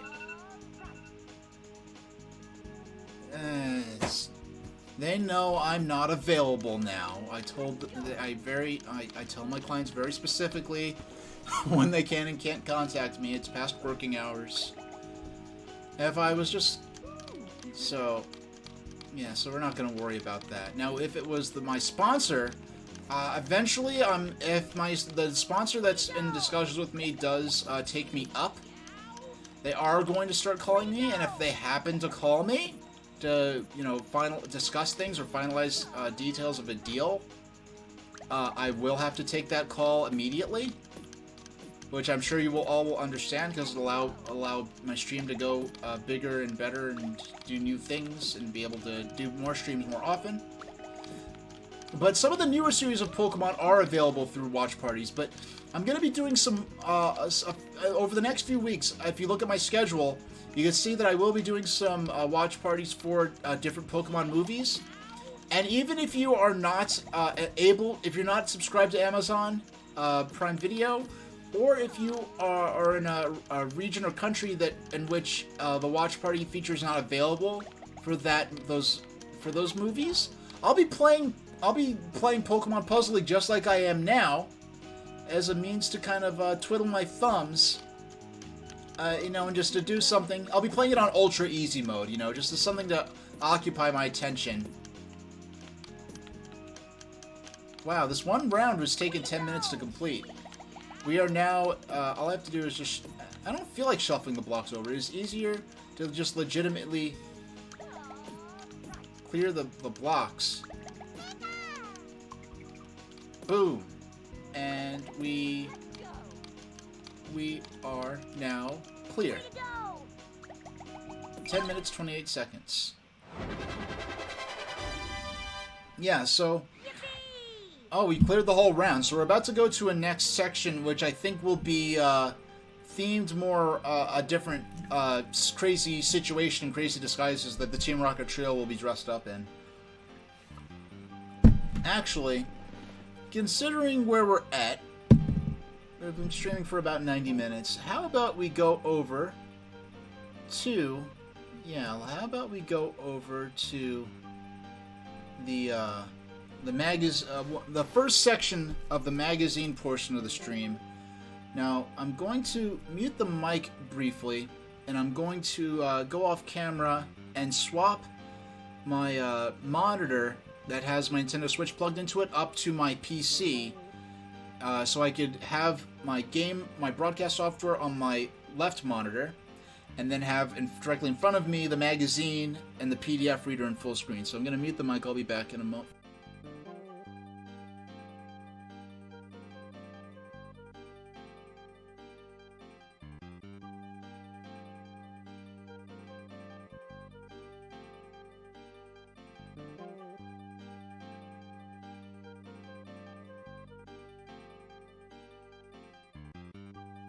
It's always a bit of a scary. The adapter I use to plug in my HDMI to the USB-C is very delicate, and the hard drive with which I go ahead and the hard drive that I use for recording my videos natively to my system to. What's your favorite Pokemon? Mine is Pikachu. What's my favorite Pokemon? A lot of them. It's hard to answer straight up. That's a hard Calacaboy is asking what's my favorite Pokemon. An easier way to answer that is to answer the question, if I could transform into any Pokemon, what I would be. Of course, I'm not gonna. Mew is an easy one because Mew could transform into any Pokemon. Very easy answer. But like some of the Pokemon I'd like to be able to be. That's an easier way to answer it. But like lots of like Espeon, Umbreon, Ampharos. I like Dragonair because I like Sea Serpents, and Dragonair is one of my old Gen 1 faves. Raichu is cool. Alolan Raichu is especially cool, the way he surfs on his tail like that. So here we go. We've got Pokemon Gold and Silver as the cover story here. Actually, what I'm going to do, should I? Yeah, I'm going to... Yeah, I'm just going to use the arrow key. So we have Pokemon Gold and Silver as the cover story. So we're sort of in Phase 2 of Core Pokemania here. And as we scroll down... Actually, let me set this up so I can... There we go. That's a little better. Yeah, and it looks good on the layout for all of you, which is what I want more than anything else. So, cover, first page. I don't know if this is an ad for Pokemon Stadium or just the actual layout of the magazine. It's hard to tell sometimes, because this is Nintendo Power. Okay, so this is an ad for Nintendo Power. Pokemon Stadium, that's a game we'll be playing eventually. Not anytime soon. I'll be busy with, oh, goodness. I'll be busy with Pokemon Violet for a while, but I'm going to try to pace things so I can work in some other games as well. You'll no longer need imaginary friends. If you love video games, Walmart has plenty of Nintendo games and accessories to keep you company, from Nintendo 64 systems to Game Boys. They're all just waiting at our everyday low prices. Someone to play with them. Well, I don't know, something about that copy. Speaking of which, it's been quite some time since I last transformed during a stream. You're gonna have to, yeah, well, that only happened because there happened to be a transformation villain in my chat. And the thing is, he wasn't even trying to transform me so much as he's just, like, so foxy that it's contagious. So there's really, like, nothing I could do in terms of that. Well, yeah, so we're gonna read... So let's look through the magazine about halfway through, as I think, when we get to the Pokemon Puzzle League coverage. And I think I'm gonna do the midstream break there. And we'll actually do the rest of the...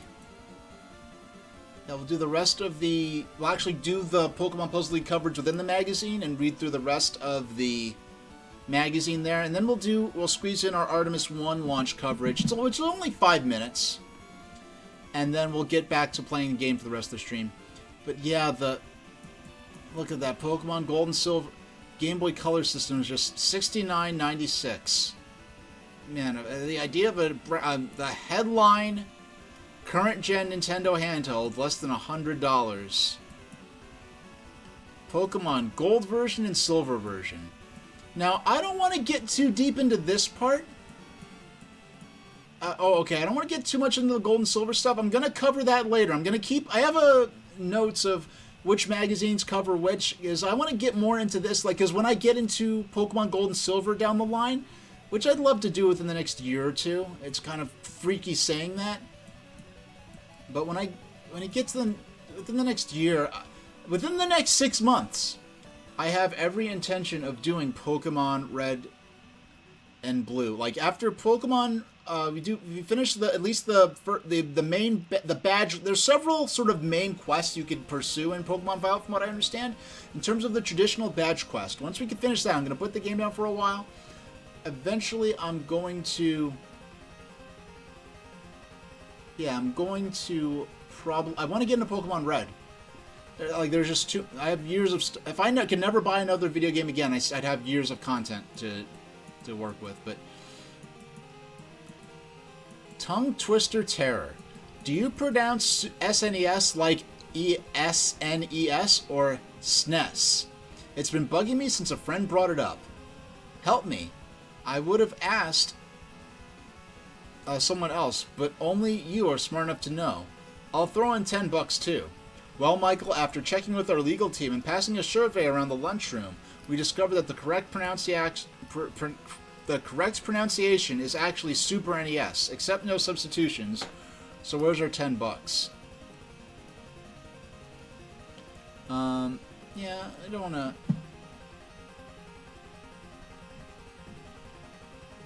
Kirby Strategy Guide.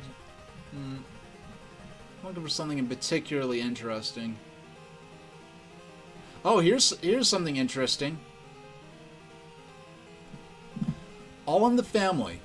A couple of days ago, I'll zoom in here a little bit. It's a little fuzzy, but All in the Family. A couple of days ago, my friends and I were talking about the old Mario Brothers games. We were talking about how the Koopa kids and how they seem to disappear off the face of the planet. So then we decided to go through the names of the kids, and it struck us that Morton Koopa is a junior. Could this mean that Bowser's real name is Morton, and that Bowser is probably some type of nickname? So is Bowser's real name Morton Cooper Sr.? A fine question, Jeff. But it seems the Bowsers are in the middle of a family spat, and the answer might never be known. When we asked Bowser, he bellowed, "Son, I have no son," and threw bombs at us until we ran away. Yeah, so at this point, the last major game, the Koopalings, like in the D cartoon, they were known as the Koopa Kids. In the manuals, they were called the Koopalings. But at this point, the Koopalings were, like, it was de facto common knowledge. It was just canon that the Koopalings were the children of Bowser. Starting with New Super Mario Bros. Wii, they retconned this to be that the Koopalings were just like really close followers of Bowser, and just his henchmen and henchwomen, and Bowser Jr. was Bowser's actual son. And I didn't read that updated lore hadn't come about at the time of New Super Mario Bros. When I was playing New Super Mario Bros. Wii. So it's fun thinking that, like, the Koopalings were Bowser's first 7 children, and then Bowser Jr. is just like a kid he had later, and is like, it was just sort of chosen to be his main successor. Okay, here we go. Wait, there's more, and it's not sold in any store. Okay, what is the N64 disk drive, and what is it, and what does it do? I've only seen it in back issues of Nintendo Power and never in any stores. Tigress. The Nintendo 64 disk drive, or 64DD as it is more commonly known, is a read-write drive capable of holding approximately 64 megabytes of information. It is compatible with only a limited number of games and was released in Japan last year, but at this time there are no plans to release it in other markets.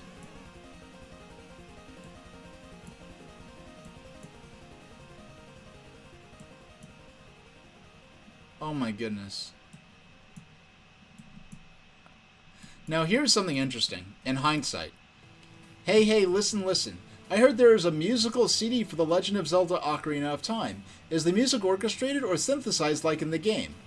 And Nintendo Power responds, as much as we would love to hear Saria's song performed in glorious THX by the Boston Pops, the Zelda Ocarina of Time CD is the synthesized score. It's still worth your time to check it out, however, as there are over 30 tracks, almost 75 minutes of music. Now it wasn't the Boston Pops, but they actually did do the official, Zelda tour. Now this is interesting. They're already talking about some Game Boy Advance stuff here from a reader. I just want to make suggestions for the paint jobs on the Game Boy Advance. I think you should consider letting people cut them design. Now, this is interesting, because as I was reading this, I saw Game Space Boy Space Advance. That's the official Nintendo-approved styling. So I was wondering, as I was reading this, I wonder if they actually, if someone says Game Boy is one word, Space Advance or anything, if they actually corrected the official styling, because this is a Nintendo-owned magazine. But then I read here, you should consider letting people custom design their own casing. So I guess they don't fix any typos, or maybe they only fix typos relating to product names. Huh. We'll never know. Alright, let me grab some.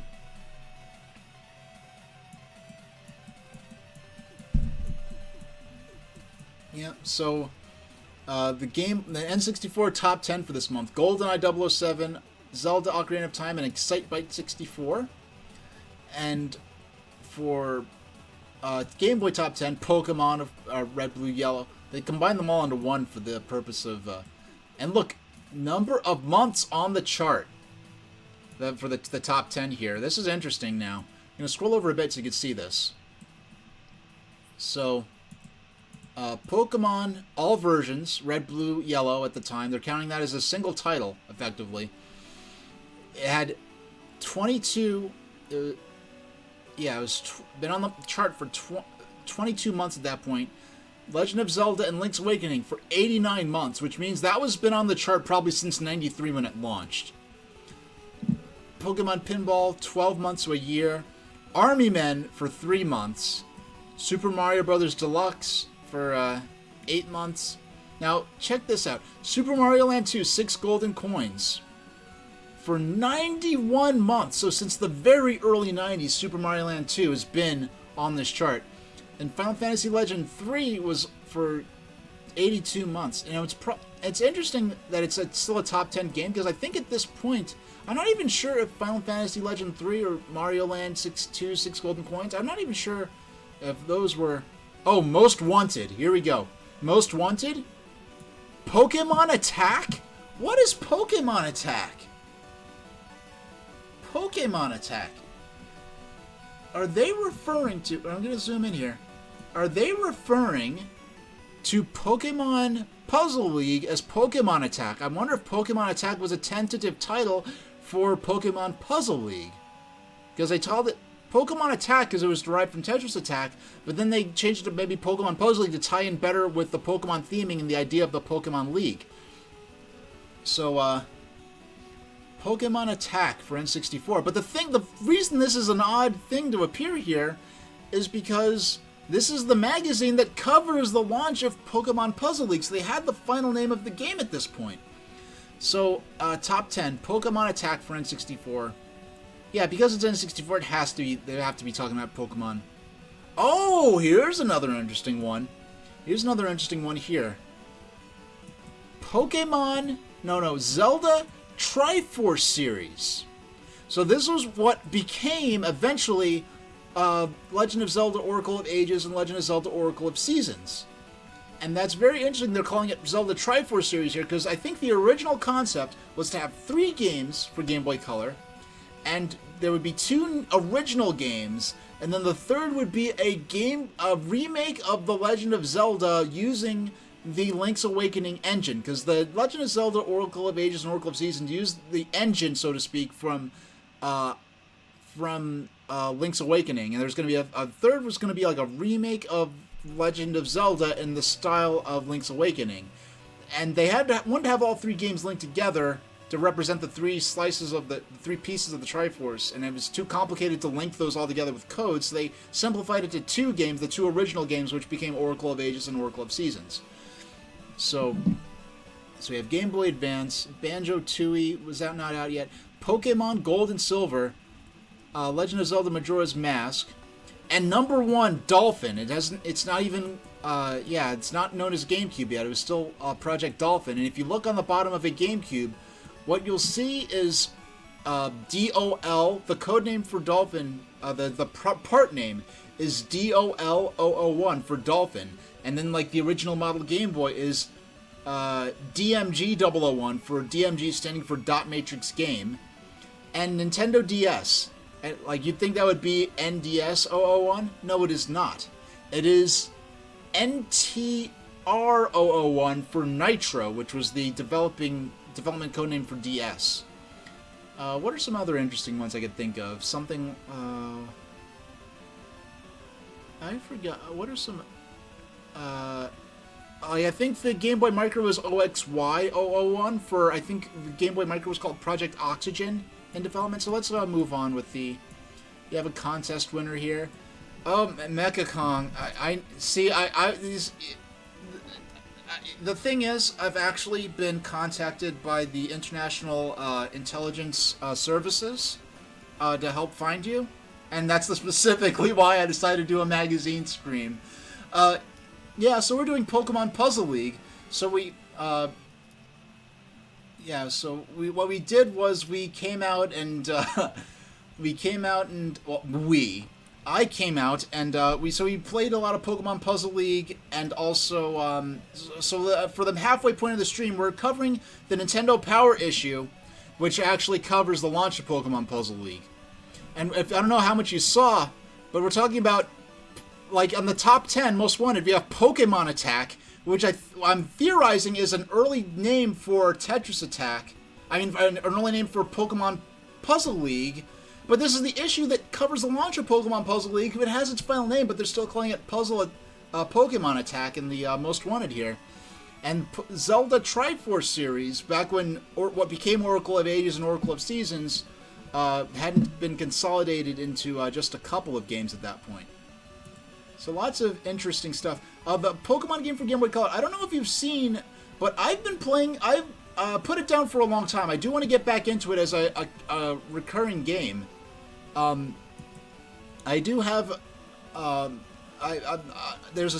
in negotiations with a tentative sponsor, that if I do am able to secure this deal, I'm going to be able to stream more frequently and stream maybe different types of things. But I do want to play Pokemon trading card game for Game Boy Color more frequently, and get back into the campaign I was doing in that game. And recently I found a streamer that was playing Yu-Gi-Oh! What is it called? Eternal Duelist Soul for Game Boy Advance, and I was talking about how much better this was than Yu-Gi-Oh! Dark Duel Stories for Game Boy Color. And they're like, well, it's for Game Boy Color, what do you expect? But I'm like, have you played Pokemon trading card game for Game Boy Color? He's like, no, I haven't. And I'm like, what? Pokemon trading card game for Game Boy Color totally embarrasses the heck out of Dark Duel Stories for Yu-Gi-Oh! Dark Duel Stories for Game Boy Color. The presentation, the graphics are much better. The cards are still much better. The cards are much better represented. The translations are better. The writing's better. Everything. The interface is better. And Yu-Gi-Oh! Dark Duel Stories is a Game Boy Color exclusive game. So that means they should even have better access to slightly better graphics and color options resolution. Whereas Pokemon trading card game for Game Boy Color, better graphics, better representation of the cards, better interface. And that game is a dual mode Game Boy and Game Boy Color game. So Yu-Gi-Oh! Dark Duel Stories had no excuse. And for the first Game Boy Game Boy Yu-Gi-Oh! Game, it was quite the embarrassment.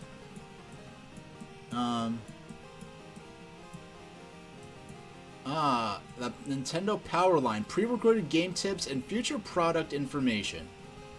Do I dare? Mecha Kong, you're still waiting on your analog pocket?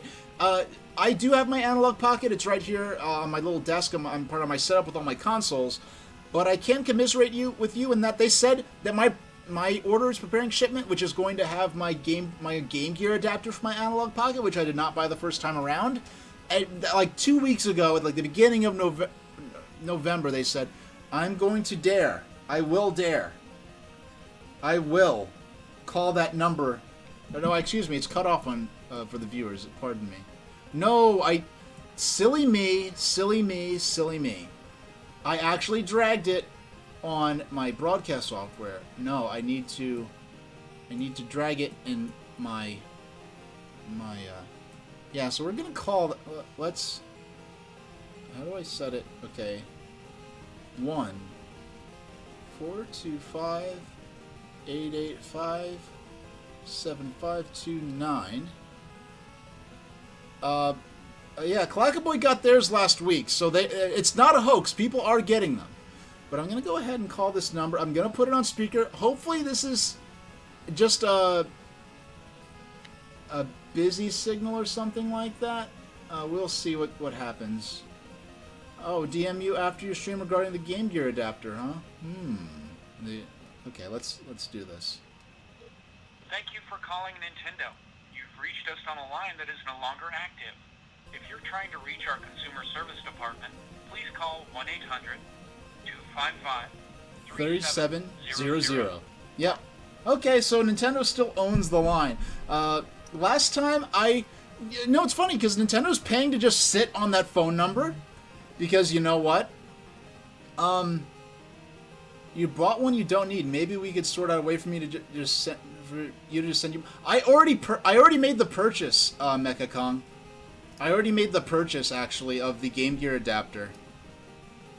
Yeah, thanks for the offer, but I already made the purchase.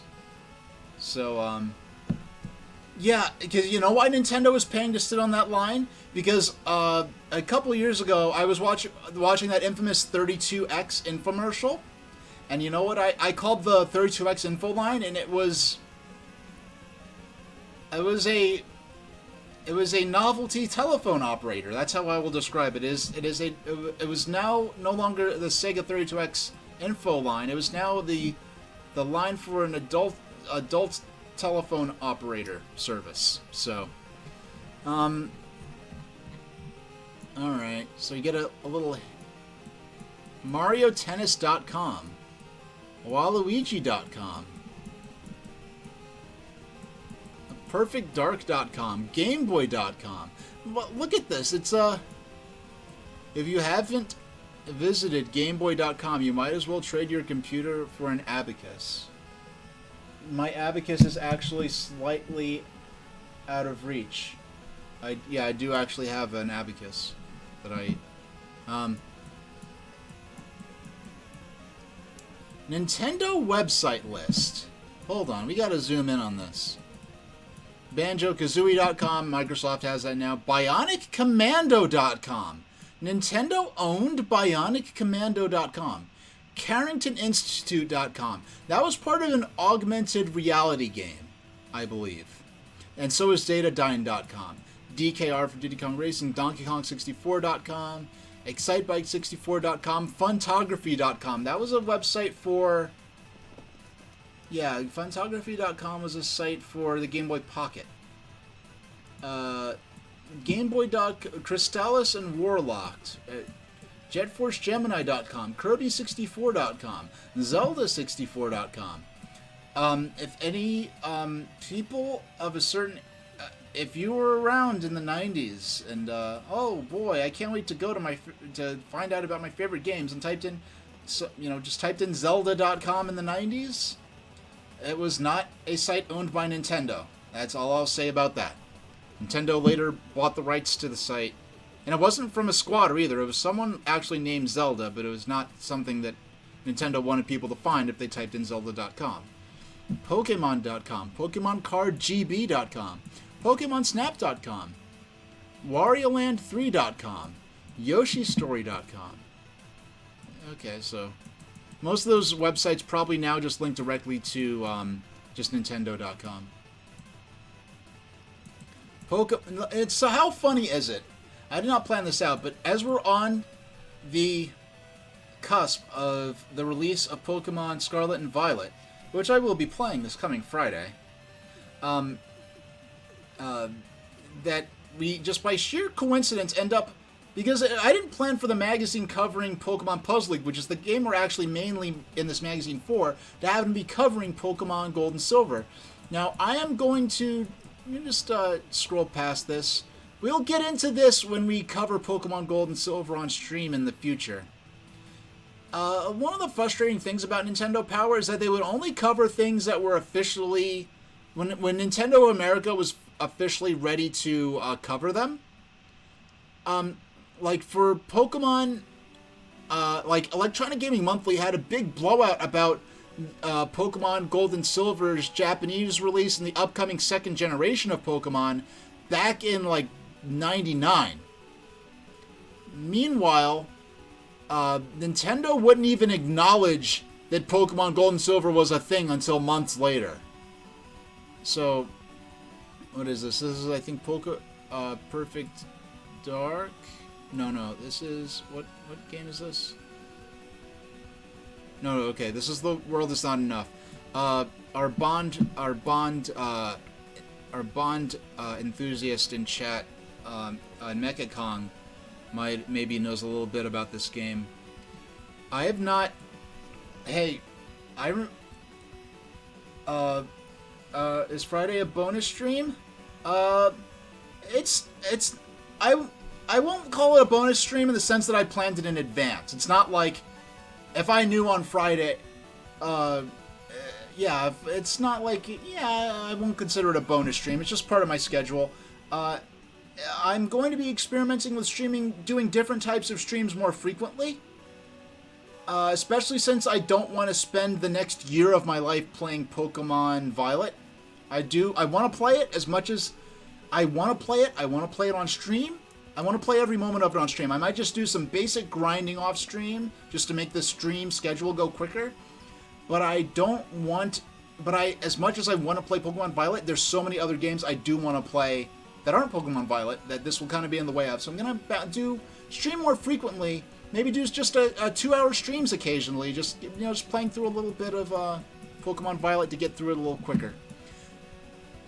But yeah, so Mecha Kong, if you're in chat, I might have actually said this during one of the streams where you've played different Bond games.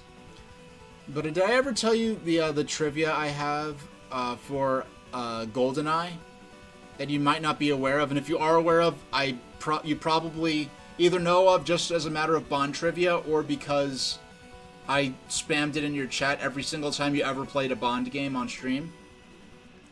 Yeah, so we're playing Pokemon Puzzle League, but right now what we're doing is we're going through... Oh, you haven't played this yet. So we're covering this Nintendo Power issue because right now we're going to get to the article about... This is the issue of Nintendo Power that covers the launch of Pokemon Puzzle League. So once we get through this, we're going to get back into the game. And once we get to we're reading through the entire magazine to get a sense of more of the zeitgeist of what gaming was like at the moment that Pokemon Puzzle League came out. This is one of those games Pokemon Puzzle League that I played back when it came out, when I rented it from Blockbuster. But for GoldenEye, the Russian armored train in GoldenEye, that locomotive, that is not a Russian locomotive. That is actually an English Electric Type 3 locomotive, I believe, that was built by English Electric for British Railways in the 1950s.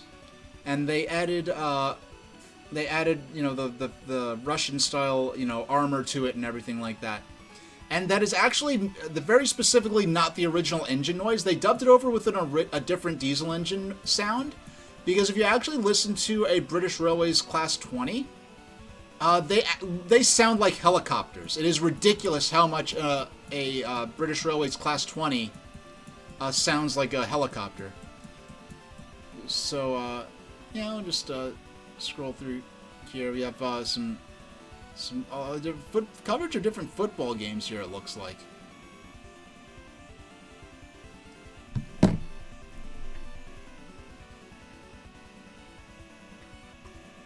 Oh, I never played this game. Is this an ad or an actual... Okay, this is just an ad.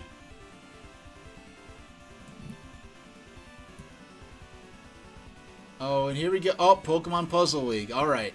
So here we go.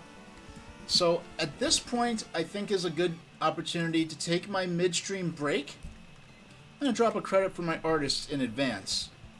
But I'll be back in...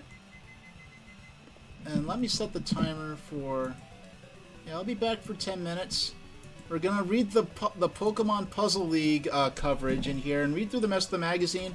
And then I'll actually play some of the game itself for a while. Actually, no. Actually, here's what's going to happen. We're going to read the magazine coverage for Pokemon Puzzle League. We're going to read through the rest of the magazine. We're going to take our time through it, and I'm going to comment on things just like I have to this point. And then after that, for just 5 minutes, bear with me, just 5 minutes, I've got the coverage queued up. We're going to watch some of the coverage of the Space Launch System moon rocket launch, the Artemis 1 mission that happened this morning. Something I was waiting for years and years of my life that I'm really happy has finally happened. So I'm going to share that. Oh, there's the game ready to go when we get back into it. We're going to try to crack into the story mode when we get back into the game, but we're going to do the magazine coverage, just 5 minutes of the Space Launch System coverage, which I have not watched this footage yet. I was watching the live feed on NASA and Everyday Astronauts channel on YouTube, and then we'll get back into the game for the rest of the stream. So I'm going to jump over to my break screen. Do you have the cool And I will see you all in Pokemon Puzzle Master? 10 You have minutes. what it takes to face And your for those who, toughest opponent yet. so thank you for watching, and I'll see you in 10 minutes. The Wall. New Pokemon Puzzle League pits you against 16 trainers in Pokemon's biggest challenge of them all, the Wall. Can you master it? A legion of Pokemon say you can. New Pokemon Puzzle League rated E for everyone, only on N64. The Pokemon Puzzle Master. You have what it takes to face your toughest opponent yet. Hello, and we are back. So, for those joining us, this is the Nintendo Power issue covering the launch of Pokemon Puzzle League. If you saw the commercial that was running on a loop during my hold screen for my break, I really applaud the writers for that advertisement, trying to figure a way to tie in this abstract act of matching these tiles with the idea of a Pokemon battle. And the Roman Gladiator theme with Pokemon in the stands watching, with a sword in his shield, well, he had like a shield, and then they showed like the wall coming up, and it's like, what, in this scenario, what is that kid even actually supposed to do to fight the wall? Like, he just walks up and starts switching, like, it, you know, if you think too hard, it all falls apart, but I think they did, I think the writers did a great job with that ad. And, so Pokemon Puzzle League, we're up to the title. This is the Nintendo Power that had the big blood for Pokemon Puzzle League, but the title story was Pokemon Gold and Silver's upcoming US release, which was obviously a bigger deal. Now, with plenty of, so we're gonna read through this and do, you know, a few minutes, just 5 minutes of coverage for the NASA space launch, rocket launch that happened this morning. The rocket system is called the Space Launch System. The mission is Artemis 1, and it sent the Orion spacecraft over to the moon. But anyway, with plenty of Pokemon, cool characters from the Pokemon cartoon. I don't know what the fact that no, I'm not going to be like, it's an anime, it's not a cartoon. No, I'm not trying to be like that. But I find it fascinating how I'm sure behind the scenes, like between the writers and some people within Nintendo marketing or whatever, had a fight over being able to, like, they probably called it anime. Like, no, you have to call it a cartoon. That's the language we're sticking with for this. But anyway, Ash Ketchum enters a new kind of Pokemon League in Pokemon Puzzle League for Nintendo 64. A place where puzzle-solving skills are more important than Pokemon prowess. Make no mistake, while the puzzle action does have a Pokemon cartoon-decorated flair, it's not an ordinary collecting and battling Pokemon game. Pokemon Puzzle League is all about puzzles with Tetris Attack-style block-clearing gameplay. Or just literally Tetris Attack gameplay.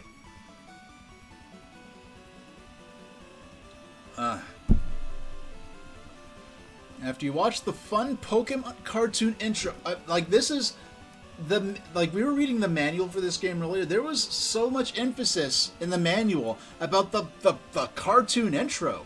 Watch the cartoon intro to the game within the manual, and now they're going into it in the magazine. This is something that they were given a memo, like specifically mention the cartoon intro of the game. That is a specific talking point we want you to address. Because they are trying to sell this game. Now, anyway, after you watch the fun Pokemon cartoon intro, you'll enter Puzzle Village, where you can select among various teaching and game modes. I can zoom in a little bit. Game modes. Unless you're a Tetris Attack veteran, you should check out Professor Oak's lab and Mimic Mansion for some tips. Yeah, okay, hold on. I wanna. Yeah, that'll do it. Okay, I need to have a physical indicator on next to my monitor as to where to drag this so it's not sliding over the rest of my monitor without me constantly checking on my broadcast software to make sure I'm not dragging it over my webcam. So, Puzzle Village, Pokemon Center, Professor Oak's lab. So this is how they, for those who didn't see me earlier, this is how they contextualized different aspects of the of the Pokemon world into this puzzle theme. It's a special Pokemon tournament with the special, village setups, sort of like the Olympic Games villages, where there's a spa and different tracks and fields and stadiums and a Pokemon Center and a university and a mansion and everything. So, all right. Puzzle modes. Puzzle League features many different modes for any mood. That's right. I mean, the way I said that's right makes it sound like I'm reading from the magazine. It's not. No, that's right. It does have lots of different moods. A very relaxing game, or you can have a very intense experience. It's all up to you. Pokemon Puzzle League features many different modes for any mood, plus another learning mode to sharpen your skills. Where's my... Okay, I had to find my spinner. You play against a friend or challenge the computer at different difficulty levels. You can even play an endless game that won't stop until you mess up. Be careful where you wander. Team Rocket is at it again. One-player stadium. In the one-player stadium mode, battle many different computer trainers to earn badges and win a permanent place in the Pokemon Puzzle League. Against the computer. Many of the trainers you battle with the one-player stadium look familiar to fans of the Pokemon cartoon. Gary, Brock, Misty, Team Rocket, Giovanni, and others will test your puzzle skills. Two-player stadium. Grab a friend and an extra controller, start battling in the two-player stadium. You can choose between Versus, Time Mode, and Spa Service modes. The Spa Service mode I did not realize was available in the Spa Service is what they call the line clear mode. I really thought of the Spa Service as a one-player mode. That's what I was actually playing just before I came back from the break. And notice they only say 1 or 2 player. There's no 4-player mode, unfortunately. Marathon. When you're ready for a new challenge, and have plenty of time on your hands, you can try out the marathon. If you play very well and don't mess up, the game won't end. The game goes on as long as you keep playing well. It's a real marathon. You have to work quickly, using every trick you know to keep up with the flow of blocks. It can get hectic. Puzzle University. And there's Lorelei, or for some reason, this is Lorelei from the Elite Four here. Yeah, you can't see my cursor. You can see my cursor.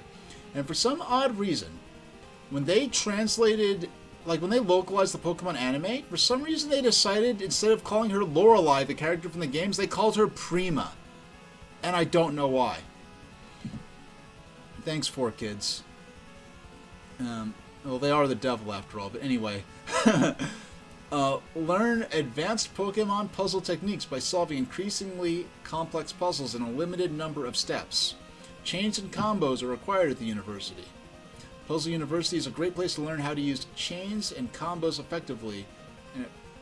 How to use combos and chains efficiently by practicing on the small, complex puzzles that make up each class. The puzzles get very hard in the higher stages. Mega Kong is showing, gotta show their respect to Prima strategy guides. Yeah, it's kind of... Yeah, the whole idea of third-party strategy guides sure has changed a lot since the 90s, hasn't it?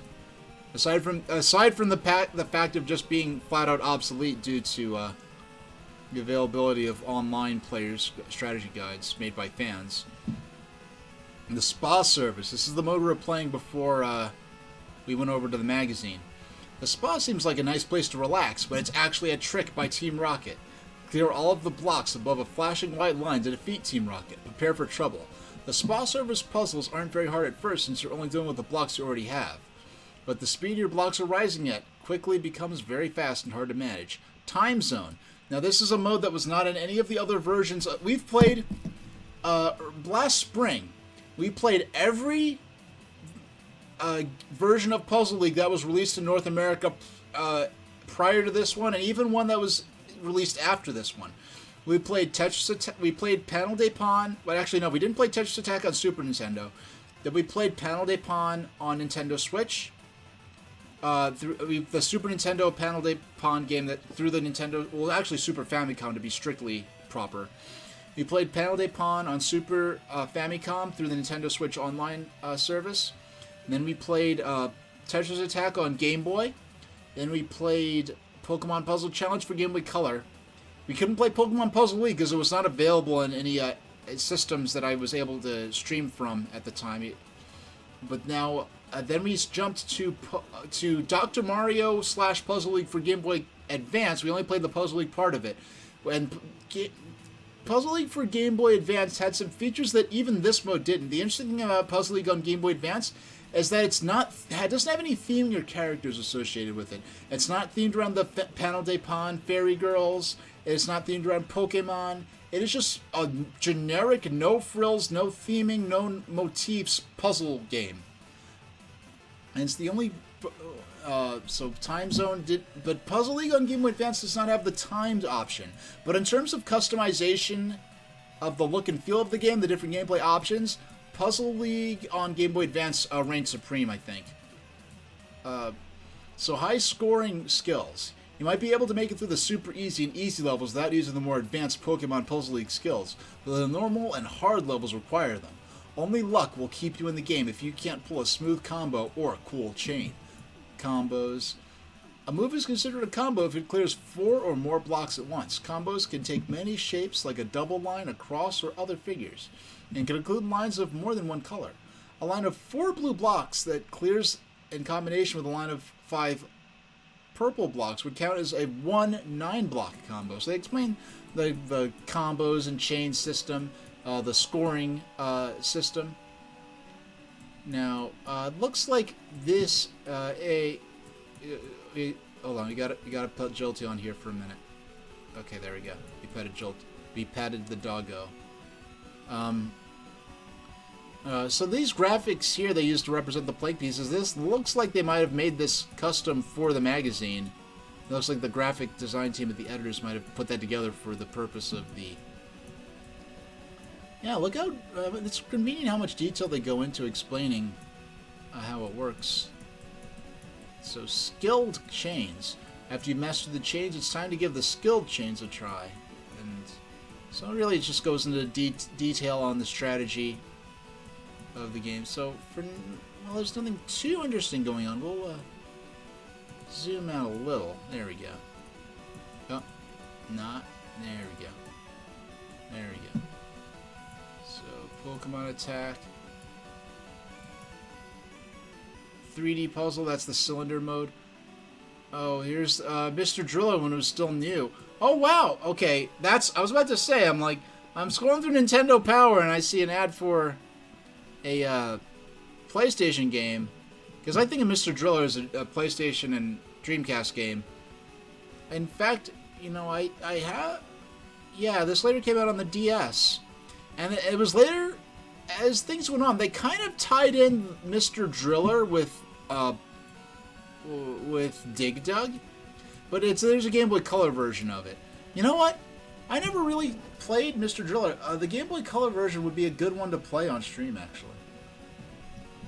Even though if right now I was like barred from ever purchasing another game or having, like, I could keep all my subscription services I have, like Nintendo Switch Online, but I can never download a new purchase game or any retro games or any retail games ever again, I could run this stream for the rest of my life, honestly, even under those conditions.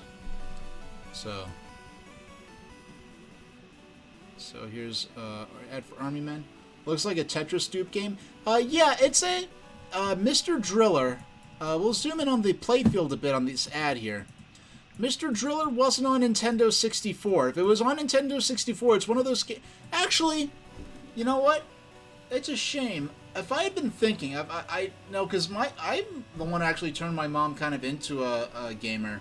When I had Tetris on Game Boy, I'm like, you know, Mom, I think you'd like this one.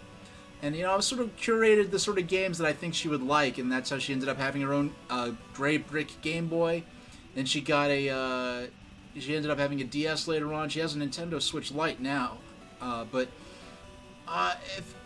if I had been thinking, I would have rented Mr. Driller for PlayStation and had her pick up the controller, because we're playing Pokemon Puzzle League. My mom was a big fan of Pokemon Puzzle League. She played it a lot more than I ever did, actually, back in the day, as I grew up. But, no, this game is interesting. It's a puzzle game, but you actually control a little character there. You actually move them around, and I'm not exactly sure how it works, but you have to manage an oxygen supply and stuff like that. And they actually kind of tied it in with Dig Dug, which is a classic Namco arcade game. I'll zoom out a little more so the people at home could see it. Actually, why don't I... Yeah, so it's not so much you're just matching the blocks as much as you are... You're matching the blocks, but you're controlling a character rather than just moving a cursor or moving the blocks themselves. So this is Army Men. This is a series of games. It's really fallen by the wayside for more than 10 or 15 years now at least, but Army Men was a game themed around playing as a little green and tan, you know, toy Army Men figures from back in the day. Yeah, so... yeah, Transformers Beast Wars. I used to watch... Now, the Beast Wars used to come on syndicated TV. It used to come on Channel 11. Notice I said Channel 11. It used to come on the WB right after Pokemon. I think Pokemon would come out at 5:30, and Beast Wars would come on at 6 or something like that. And so we have tips for... You can tell this is still in the height of Pokemania here. We have tips and tricks for Pokemon Special Pikachu Edition, which is, you know, it's funny. They don't say Pokemon Yellow. They just say, oh, Pokemon Special Pikachu Edition, and the first line of the copy is one of the coolest things about Pokemon Yellow. So and then we have a Pokemon trading card game for Game Boy Color here, which we have played on stream before. Excitebike 64. To make the credits, a photograph of the development team appear by typing in this certain code. Medals. Yeah, I never. Yeah, I heard of. Excitebike 64 was my first exposure to the existence of the Excitebike series, and the ironic thing is, I had friends and family. Oh, Taz Express.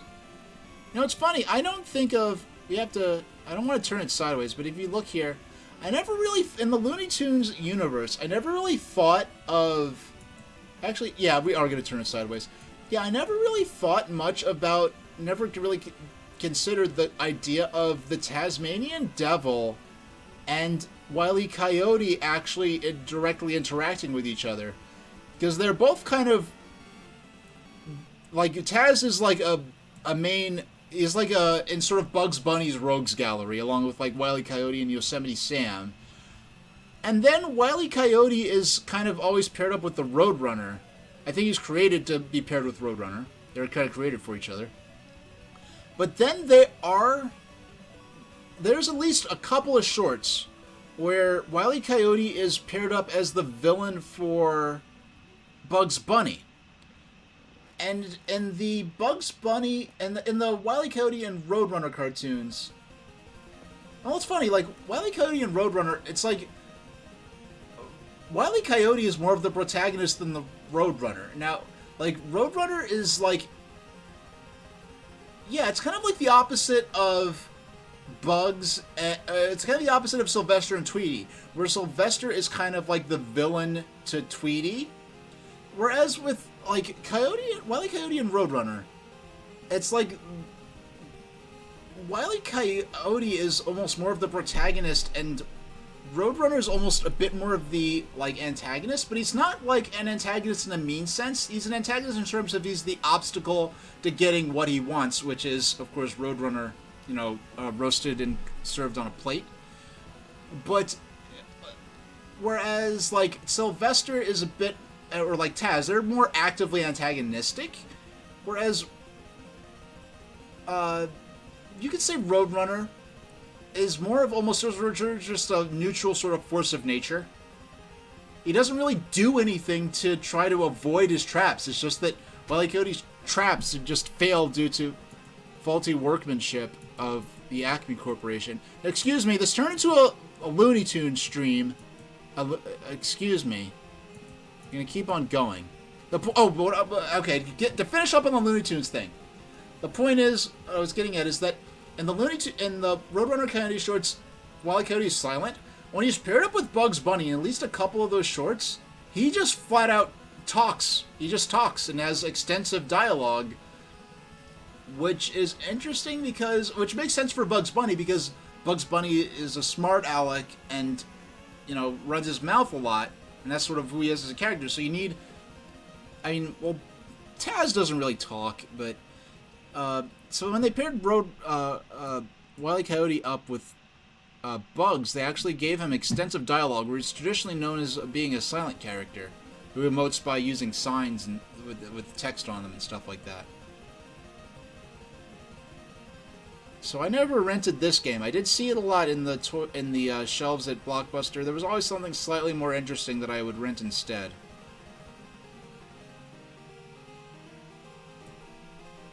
We'll scroll through a little faster. We'll stop and see something of particular interest. Oh, there's an ad for the... Oh, okay. Majora's Mask. Shigeru Miyamoto, 20 years ago. He looks... You can see he's younger, but he's... and then... Yeah, so when we get back to covering... When we cover Majora's Mask someday on stream, when we play that, we're going to definitely... Look at Takeshi Tezuka. He looks the same. He looks the same as he does now. He has a few more wrinkles now. He aged even better than Miyamoto. Okay. Yeah, so this whole feature looks very interesting. Oh, okay. Polaris Snowcross. Now, I have a story about this game. So I have a friend who used to work at a, like, I think a Walmart. No, it was a Walmart or Target? No, it was Walmart. And they were moving a store display. And this is an older Walmart. They removed this store display in, like, the electronics section. And it was the first time they moved this display in more than 20 years. And they found a copy of Polaris Snowcross for the original PlayStation that somehow fell behind the display, and it just sat there for decades. And this is only like 2 or 3 years ago this happened. I didn't get to see it myself. It was actually a friend in my old region, someone I went to college with. And, well, I saw it. He sent me a picture of it, but... I mean, Polaris Snowcross for PlayStation is only a couple of bucks. It's not like there's anything special or rare about it. It wasn't like, oh, we found a stadium events. Now, Dragon Warrior 1 and 2. I was interested in this. I never played the original Dragon Warrior. I'm going to play it on NES Classic Edition, and I'm going to play it alongside relevant players' guides, the official players' guide, and any Nintendo Power coverage from the period. I'm going to play... I'm not going to play it blind. I'm going to play it sort of with the guide that they sent with Nintendo Power or whatever. I think that's an interesting way to experience that game. So here we have a Poke Center, a Pokemon-dedicated section of Pokemon.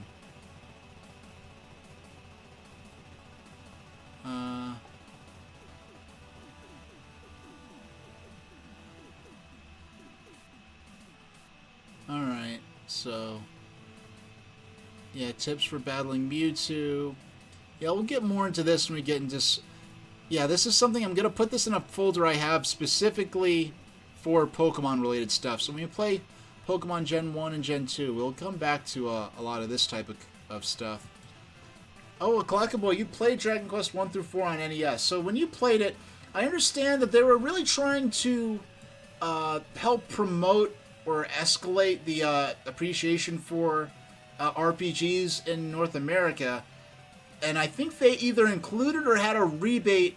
I think there were lots of players' guides or like a poster with like with tips on certain dungeons or something like that. Sort of like a mini player's guide included with the game, and I think a voucher or something where you could send away for the player's guide or something wild like that. Do I remember? Do I know all that correctly? I know it was something similar in some way or another to Earthbound, where they included the player's guide with that game later on. Perfect Dark. Now this is the Game Boy Color Perfect Dark game. I know nothing about this. I played Perfect Dark on Nintendo 64. Yeah, I actually would be more interested in Perfect Dark coming to N64 than GoldenEye. Yeah, when I play, I never played. I haven't even watched any like speed runs or anything such as that for Dragon Quest or Dragon Warrior, as it would have been called at that time, because I think Dragon Quest, they had the trademark What? No, wait. Was it? Wait, the game. Keep forgetting. Dragon Warrior is Dragon Warrior the original name, or is it Dragon Quest? Because in North America, they were calling them. They called it by either Dragon Warrior or Dragon Quest was the original name. They changed the name for North America because I think the TSR, the Sacred Realm, I think the same guys who owned Dungeons and Dragons at the time, I think they owned a trademark on that in North America, so they had to change the name. So check out this contest. Bring home the exclusive Pokemon Gold and Silver Game Boy Color system. This is from the Pokemon Center Japan. Dragon Quest is Dragon Quest is the original name. They changed the name to Dragon Warrior for North America. Yep. So when the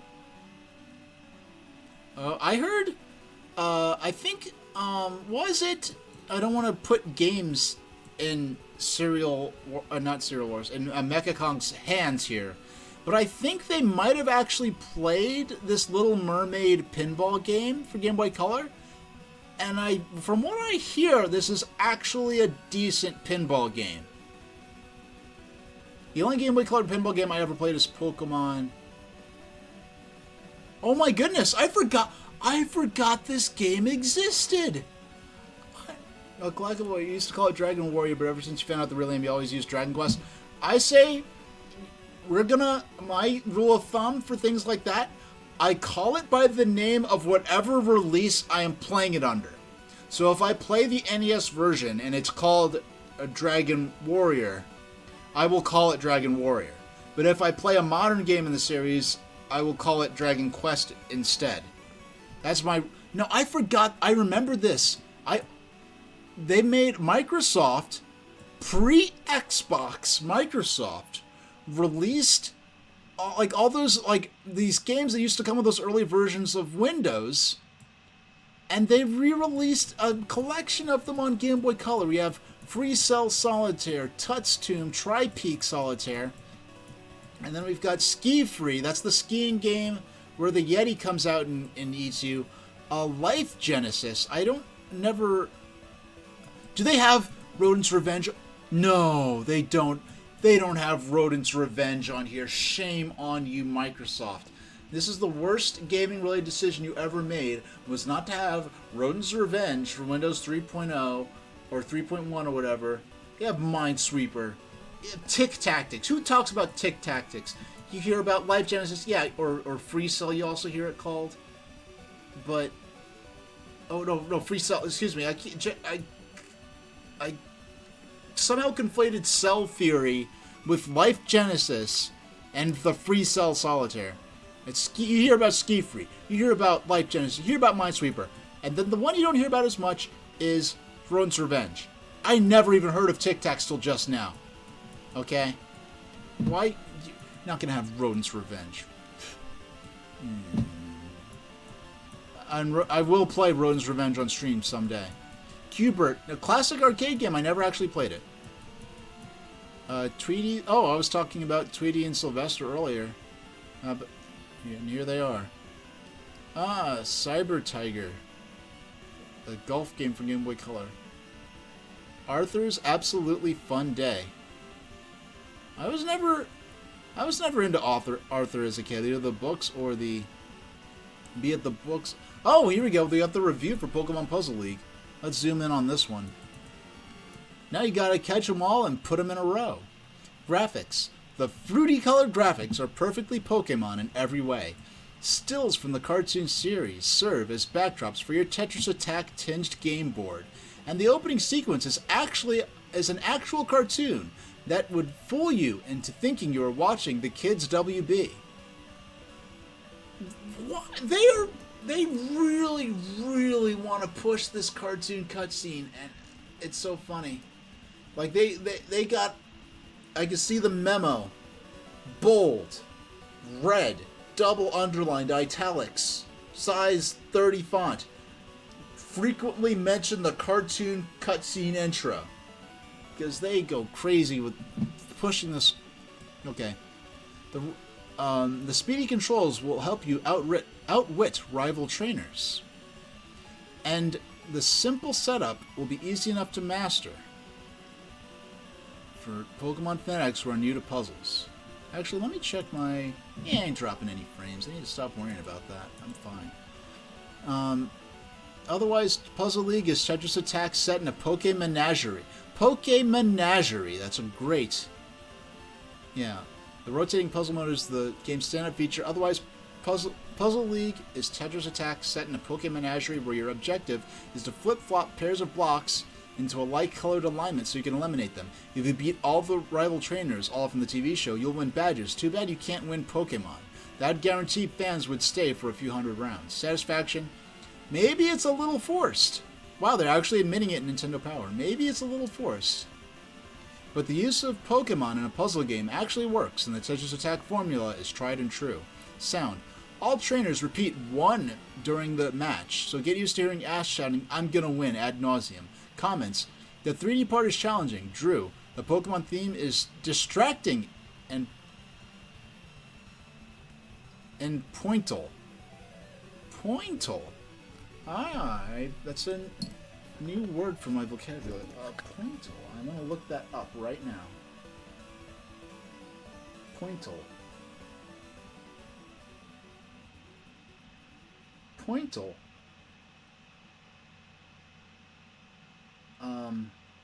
Where? Point. Pointle. It is not pointless. Does it scroll over somewhere? You know what? Darn it, I got excited and thought that I just learned a new word. And now I realize it's just pointless, but it's cropped and they didn't edit it right. Because, yeah, it should be pointless and they just are cramped down here. Okay, just for context, I want to show you something real quick.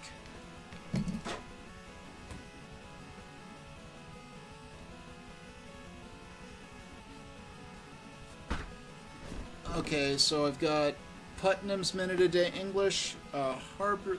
Look at all. These are all like the English and writing and grammar books I just have just on my shelf here, not counting the ones that are on my other shelf in the other room of my apartment. So excuse me, I really love my grammar and language nerdiness. So I was thinking I found a new word being pointal, which means something that I was willing to look up, and it's like, oh, it's just pointless, but they didn't edit it right.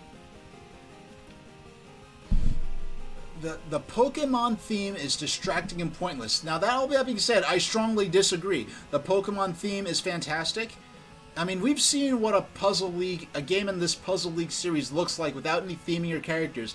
It's kind of just plain. Like, it's plain, it's not really, it hasn't any particular appeal or attraction. One of the strengths of the Puzzle League series is its ability to be branded with all kinds of different characters, all kinds of different IPs and settings. Yeah, it's not pointless. It adds tremendously to the appeal of the game. It adds a nice, comfy, cozy setting for the game to take place in.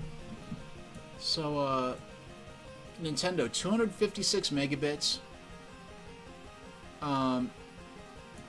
Puzzle board area, how it rates.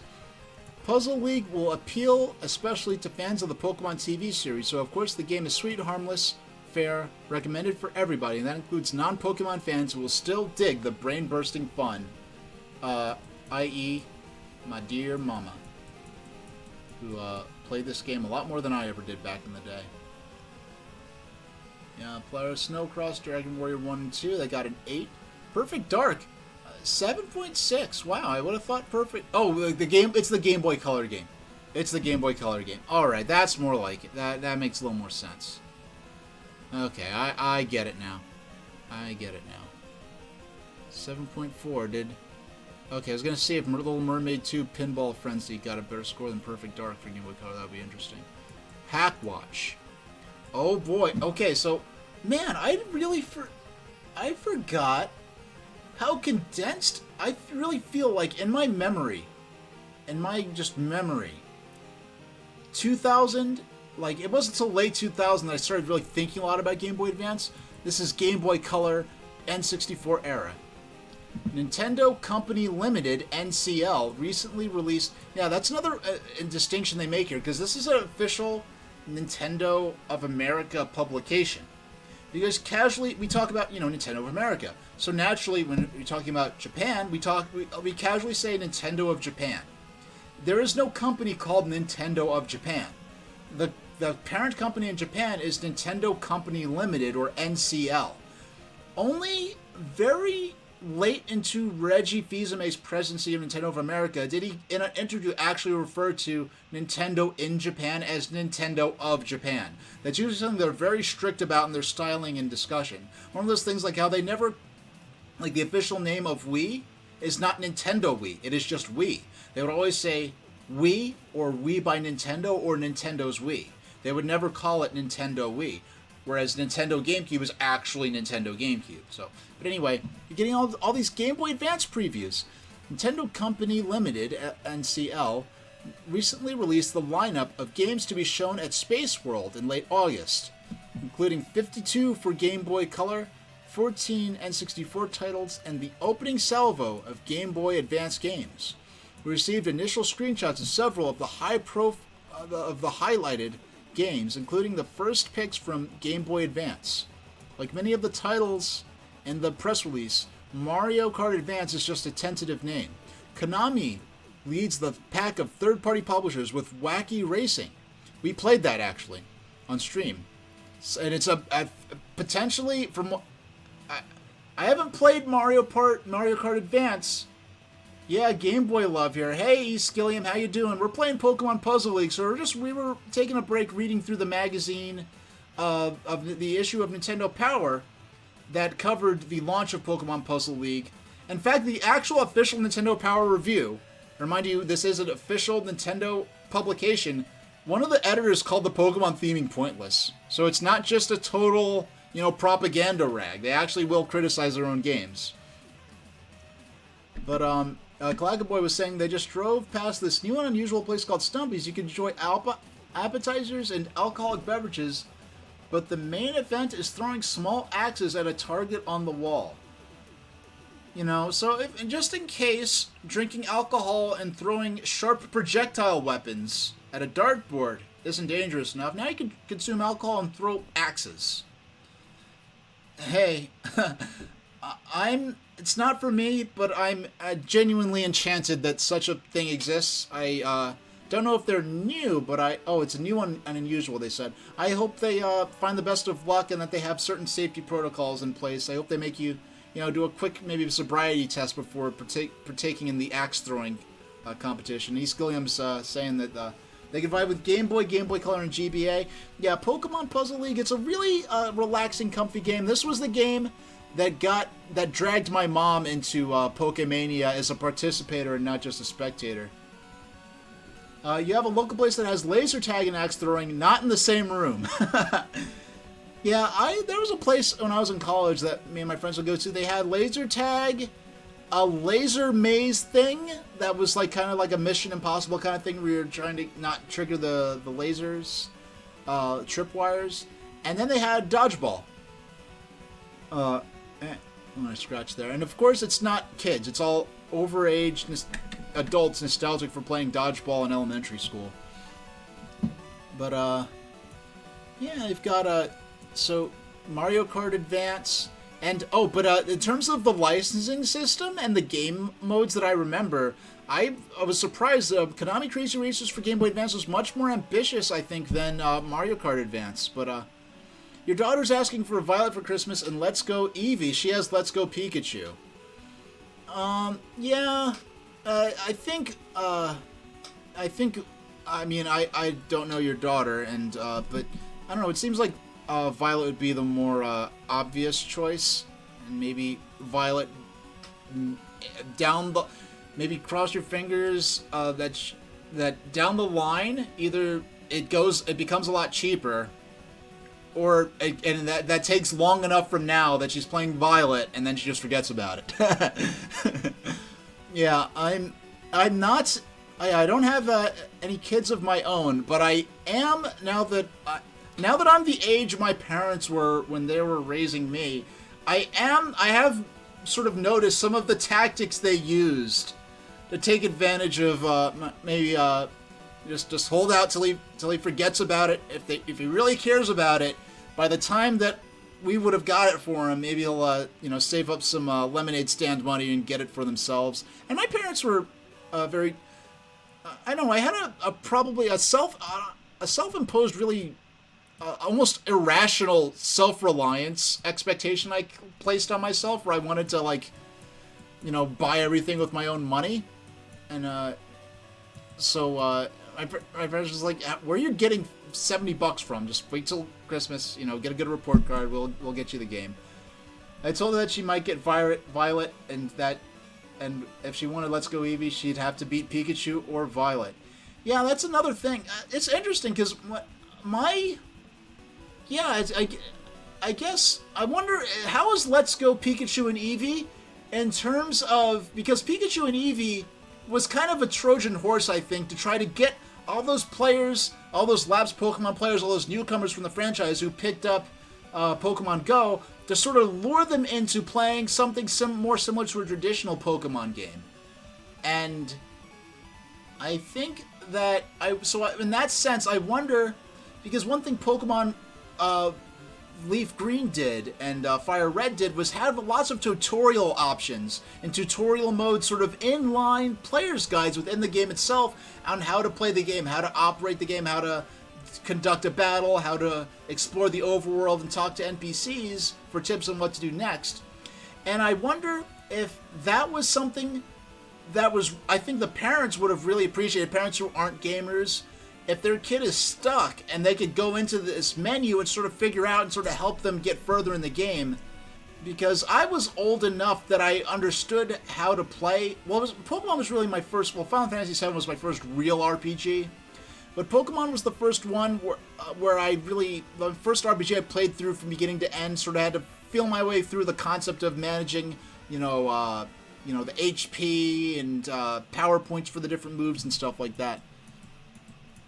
So I never really needed help from my parents, and plus I could actually read at the time. So how is Pokemon Let's Go Pikachu and Eevee? How is that in terms of in-game help features and tutorial features?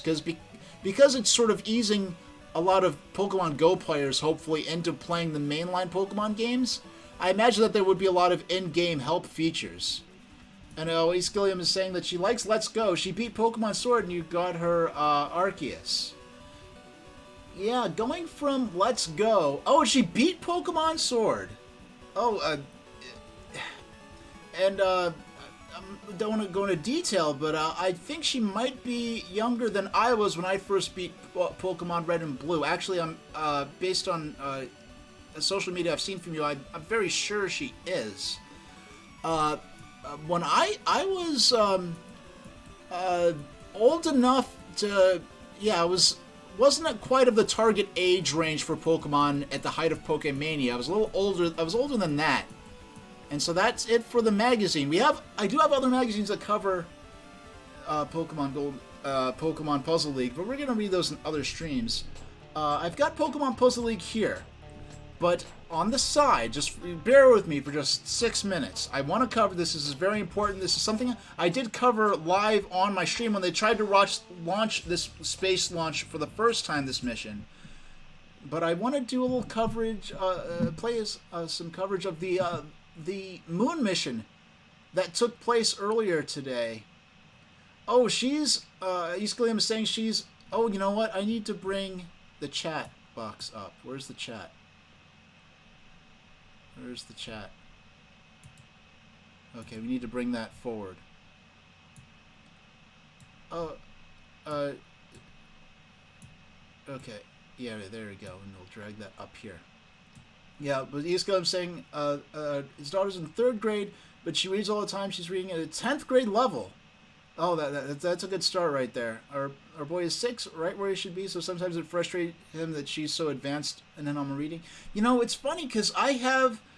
I'm not trying to boast, it's just how it happened. I'm not like most people in many ways. But I was reading before my parents realized I could read. I have no memory of being unable to read. I have no memory of looking at a printed page and not being able to understand what those little squiggles mean. So we all have different things we are better at and slower at, but beating a Pokemon RPG in 3rd grade, that's no joke. That's pretty sophisticated. There was nothing like that on the market when I was that young, really. But yeah, I went to so NASA, a little background. NASA launched the Space Launch System rocket carrying the Artemis 1 mission, the Orion space capsule and its support systems to the moon. They're doing a round-trip uncrewed mission in preparation for sending crews to the moon. It's on the way to the moon now. This is the first translunar injection human-rated spaceflight since the 1970s. And I got up I was up at 1 o'clock this morning. They launched close to 2 o'clock. So we're just going to play this real quick. And I'm going to read a poem I wrote. All of the arms that are holding the rocket right now will retract once those solid rocket boosters fire. The coverage. Everything will this is and largely it's based moving, on it's a real tedious. This is largely based on technology and concepts borrowed from the space shuttle. If you're not familiar with the Space Launch System, so you recognize the solid fueled rocket boosters on the sides, and then the core stage looks similar to the orange external tank on the space shuttle. But unlike the space shuttle, there's no airplane-like orbiter. The spacecraft, which would carry the astronauts, is actually on top of the orange part, which is a great improvement because even though having a reusable airplane-like orbiter was supposed to be the future of spaceflight, and the space launch and the space shuttle system, it was very complicated, made the spacecraft and the human astronauts inside very vulnerable. If there were, with this system, if there was ever a disaster where the rocket exploded, the spacecraft carrying the astronauts could actually launch and eject away from the rocket and carry them to safety. The Space Launch System is now counting down. So this is on the way to the moon without a crew, and it's going to launch satellites that will help to survey for future landing sites and resources they could use when we build a moon base in future missions. But they're not going to be landing on the moon. And here we go. Again, This is- to burn off. This is 400,000 like, gallons of it water. was dreamlike actually finally seeing this happen. 2, 1. Boosters in ignition. It was so scary. I was like, please just get up there. Please don't blow up on the launch pad. Back to the moon and beyond. So this is the most powerful rocket ever built, right? This is the most powerful rocket in human history right now. Finally launched after years of delays and several failed attempts. The engines on the core stage are actually reused engines that flew on space shuttle flights, and some of the components in those engines have been flying since the early 1980s.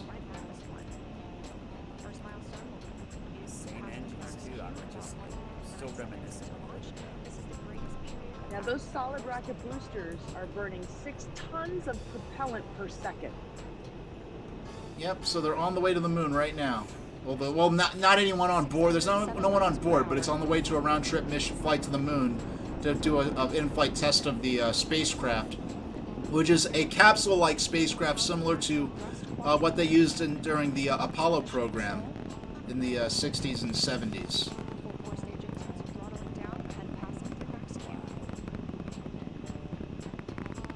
Max Q is the highest forcing on the vehicle itself. Yeah, so they have to sort of they have to throttle down the engines a bit when they go through that maximum part of pressure of the flight. So then they could put the engines back to full power once they're through that section. Now you notice the plumes of fire and smoke at the end of the rocket, and that's the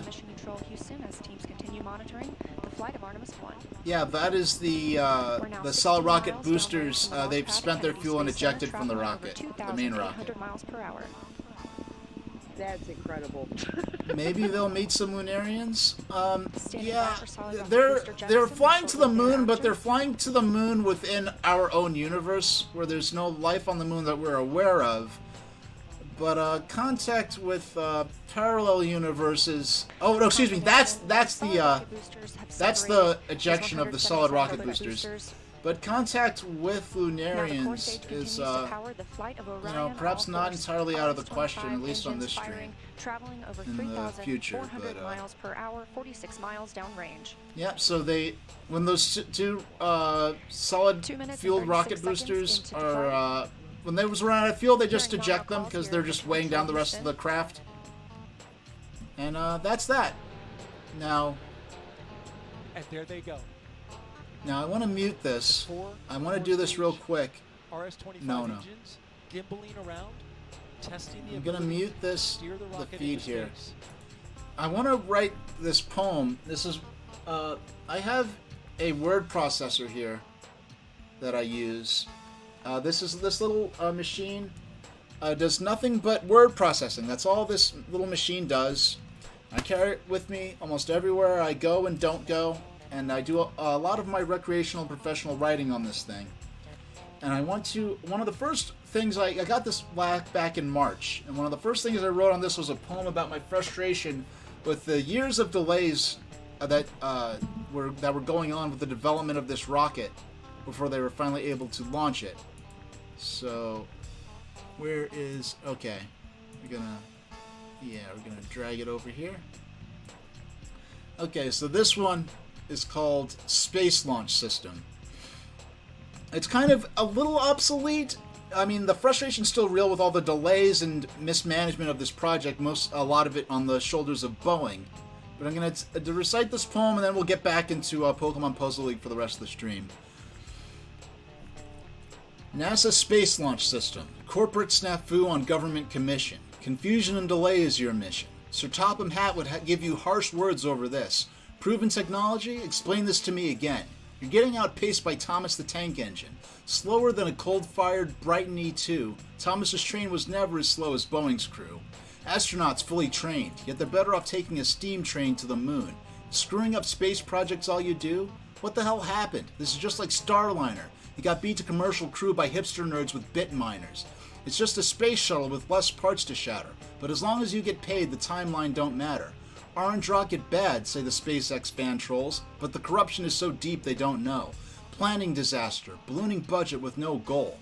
How much more money do you space clowns need? The Orion's been ready to fly since 2014, but launching a ship without a rocket is a pipe dream, like having a ticket to Disney World but being stuck at home. Another space job Boeing managed to bone. I understand you got held up by coronavirus, but 6 years late, I don't buy this. And now you can't get the RS-25s to run? Those engines have been flying since 1981, and they're disposable now. You'll just drop them in the ocean, but on SLS they haven't made one upward motion. The goddess Artemis sits on top Mount Olympus, wondering how the space mission with her name got derailed like this. Artemis turned the man at Caton into a deer, but Boeing can turn a month delay into over a year. Old Boeing's management powers were godly. The triumphs of Apollo were remembered fondly. But the times have changed and taxpayers aren't amused. We've got a finished lunar spaceship that we can't use. They won't rush even as we compete with Russia. Roscosmos today, do you really want to trust him? Putin double Korolev crosses his heart he means good, while China's People's Republic drops boosters on neighborhoods. We used to be on top, but now we won't dare. Freedom's eagle cowering to dragons and bears. A deferred moon dream, a blank space captain's log, sacrificed to a papier-mâché $ god. A young country moving like it has osteoporosis, piling on nationwide morale necrosis. An Elon we trust? That guy's busy wasting his brain on lame gimmicky projects that seem vain. The Brits did it first more than a century ago, but now Musk wants credit for inventing underground railroads. SpaceX does great stuff when they're on point, but Elon's playing on Twitter hyping Dogecoin. The US needs super heavy launch capability, but this wait to get into deep space will be the end of me. I know it ain't that simple, and there are a lot of moving parts, but as a taxpayer, I've got to speak from my heart. So cut the crap, and let's mission start. And now we actually have launched now we've actually got the space launch system and proven it as a viable system for getting payloads into orbit. So I'm a little less angry now, but still it should not have taken this much time or this much money. And now let me just go behind there and switch my cable back from my the second cable from my streaming PC over to my capture card for my Nintendo Switch.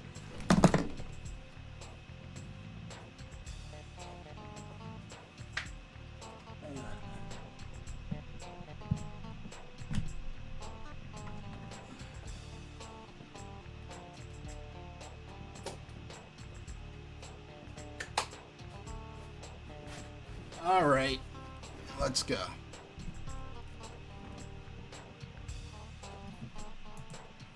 Yeah. Okay, let me just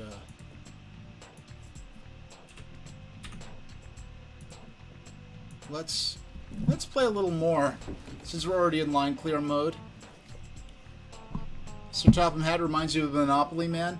I think is no, the Monopoly Man is a couple of decades older than Sir Topham Hatt, because Sir Topham Hatt came around in the mid 40s and Monopoly was, I think, in the early 30s, early to mid 30s. So find us again. Bye. So what this mode is that we're chasing Team Rocket around as they disguise themselves as different characters as a cover for their next heist. So we have to clear these blocks until we reveal the white clear line. And once we clear that, we can move on to the next stage.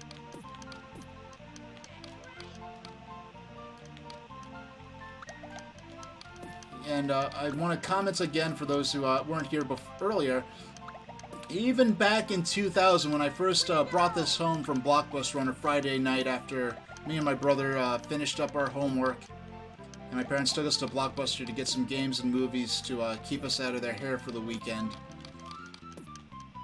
I mean, of course, you know, I think, of course they would eventually, we would go outside and play, you know, go into the woods we weren't supposed to go to ride our BMX bikes, and you know, dig holes and play kickball out in the street and other things that kids should be doing aside from playing video games. Like, these are the things you do in the morning when you wake up, between your cereal, your breakfast cereal, and your Saturday morning cartoons, and then once the sun's out and it's nice and warm, then you go outside and play for a while, and then when the sun's setting, you come back inside and you know, have supper, and then you play some more games.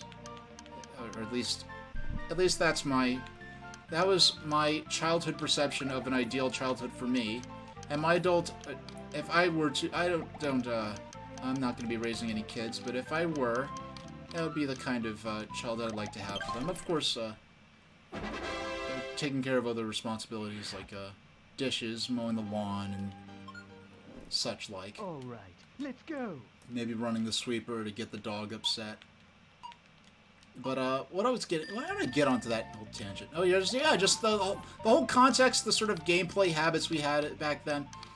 But well, it's going really back, going a few steps back. Actually, how this whole section started, this whole train of thought, how this train of thought left the station, was just that even back in 2000, when I brought this home from Blockbuster that Friday night, is that even then I thought, wow, this sounds like music, this sounds like a MIDI file from a Pokemon fan webpage. In fact, at the time I was convinced it genuinely was music from like the same MIDI files that they were using on different fan-made web pages. You know, there used to be this thing, I have to look this up, the history of this. There used to be a thing you could do on like the official Pokemon website or Nintendo website. There's a thing you could do where you could sign up, they'd give you a simple little web page like maker you could use on the web. They'd give you images and little banners and stuff to use, like within their site. And you can make yourself a little Pokemon web page. You know, and that's kind of a quaint idea. That's something that was so, like, so much potential for abuse and corruption and bad behavior that I'm shocked they did it, even now. But it's something they did back then. Yeah, and I'm very sure this existed. I'm very certain it existed. I'm very sure I had a page on there. So we have So all I have to do is, there's only one more block above the line, we clear that line, and we win the stage. So we'll clear, at the very least, this section of stages, or keep playing until we lose. And you have to play pretty far in this to get to the point where I actually start facing a serious challenge in this line clear mode. I mean, and these are Jesse, James, and Meow. They're not exactly like elite Team Rocket agents. You know, they're kind of known for being buffoons who. I mean, honestly, they're known for their ridiculous robots and botched heists, but they're really talented with disguises. Like, they'd be really good for undercover missions. You know, as long as they don't expose their identity like they did in this very scenario.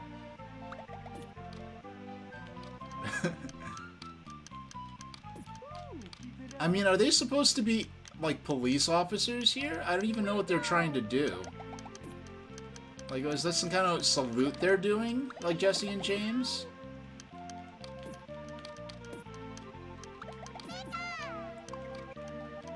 Yeah, and the different remarks, like the sound clips of Jesse, James, and Meow from this mode, these are actually baked into the audio file. Yeah, these are not like something that dynamically plays. Why am I getting alerts? I'm not dropping frames. Everything looks fine. Yeah, I don't know. For some reason, the web-based interface is more accurate for telling how many frames I do or don't have. Or how many, like, if I'm dropping frames or not. And I have not, actually, since moving, I have never had problems dropping frames at all, so I need to stop being paranoid about that. We're ready whenever you are. And I'm ready whenever you are, too. So let's get this party started. And yeah, waste no time in flipping these blocks. And, what's some cool combos I can... Okay, I thought I could do something cool with these yellow ones, but... And the nice thing about... Even the original Panel de Pon has this. They don't have triangle squares and circles and hearts. Or here we have, like, these themes that are... these blocks that are themed around different blocks from the, different badges from the original Pokemon games. And that theming is great because if you can't see the full color spectrum, it still makes the game playable. I would say that possibly, I can't speak from experience, but I would expect that the more distinctive, more bold squares, triangles, and circles, all the different shapes for the different colors, are more stand out better and are better for like accessibility purposes than the gym badge designs. But still, the fact that before accessibility in terms of like disability stuff in games is really even considered, that the creators of Panel de Pon realized, or either coincidentally just for aesthetic purposes, or actively realized, hey, we should put some different distinct shapes that match, that correspond to each color, so that even if you are colorblind, you could still play the game easily. Because Tetris, that's not a problem Tetris has.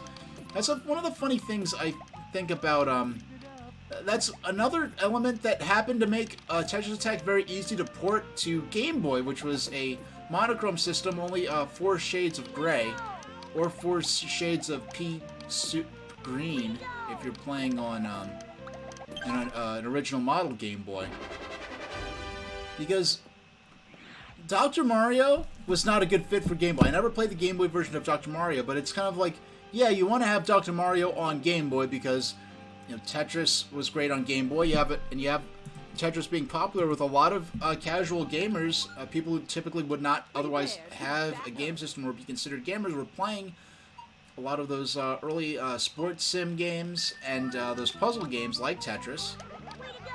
And if you look at a lot of the early advertising for the Game Boy in the late 80s and early 90s, a lot of that advertising was directly to adult professionals who might be spending a lot of time waiting in airline terminals, or might have a long commute on a train or bus, or might do some maybe trans-coastal flights. and have time to kill. And Game Boy was successfully marketed to that demographic. Hey Sinful, how you doing? We were playing, we started out with Pokemon Puzzle League, we moved over to a Nintendo Power issue that covered the launch of Pokemon Puzzle League. It had a preview and overview of the game, some strategy tips, and then we read the actual review at the end. And I read the entire rest of the magazine to sort of get a sense of the zeitgeist of the gaming world at the time of the release of this game. And then we did a little detour, did some coverage of the NASA space launch system rocket launch that occurred this morning, launching the Artemis 1 mission on a round trip to the moon. It's unmanned for this mission, but later missions will have a full crew. And it was very exciting. It's I tried to live stream the original launch attempt back in September, and they had to delay it a few times. They're having hydrogen leaks and stuff like that. Who would have thought that the lightest element known in our universe would be a tricky thing to contain and keep where you want it? But they were able to launch the rocket at close to 2 o'clock Eastern Standard Time today. And actually, so up to round 3 now. This is a good point. This is a good point now that we're to maybe try some. Well, let's try the. We'll turn to select. Yeah.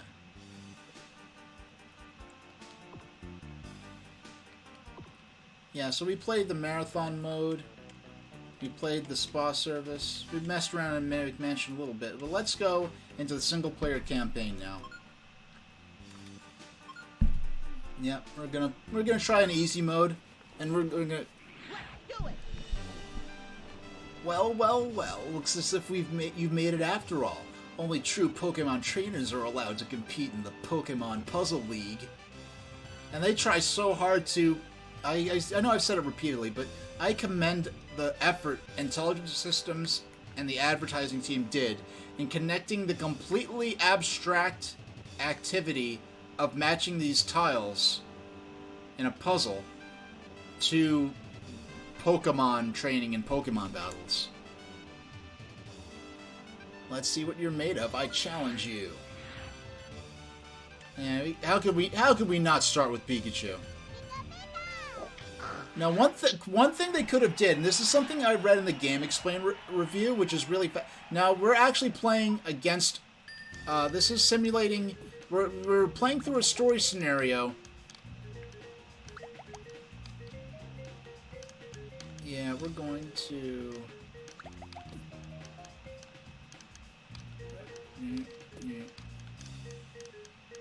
Bam! Yeah, we're gonna. Now that we're playing this mode, we're gonna have this increased emphasis on getting combos to send garbage blocks over to overwhelm the opponent. So we got a 6 there. Now, one thing I saw in the Game Explain review, but that would have been cool if they did this, and they could have better tied it in with Pokemon, as I was just talking about, is... So I chose Pikachu, so I have Ash with Pikachu in the background, and Gary there chose Krabby, so he has Krabby in the background. And you see when I sent those garbage blocks over, that they had the lightning bolts on them. You'll see it again on the Gary's side on the right. I'm playing as Ash on the left. See, he has the lightning bolt emblem for the electricity, because Pikachu's an electric type. So when I... do combos and chains, it this contextualizes the idea of the Pokemon attacking each other. And since the garbage blocks are literally the attacks, what if they made it so that, because I'm playing as Pikachu, rather than just being a cosmetic thing where we hear Pikachu's voice and get to see, the electric, see Pikachu in the background, you see the electric themes or the water themes for Krabby's attacks. What if they actually made it so, okay, since I'm playing as, I'm playing with an electric type Pokemon and I'm fighting against someone using a water type Pokemon, so what if the attacks actually were twice as large because it was from electric type Pokemon with a trainer who has a water type Pokemon? And the idea that I actually added it during the stream, I thought of this, was, okay, so if you're an advantage because you have a certain Pokemon, what if you get a certain number of combos or chains, you're able to use the shoulder buttons to maybe switch between your Pokemon? Because there's the idea in Pokemon battles of switching your Pokemon, given, in mid-battle to suit your situation. That would have been a cool way to contextualize.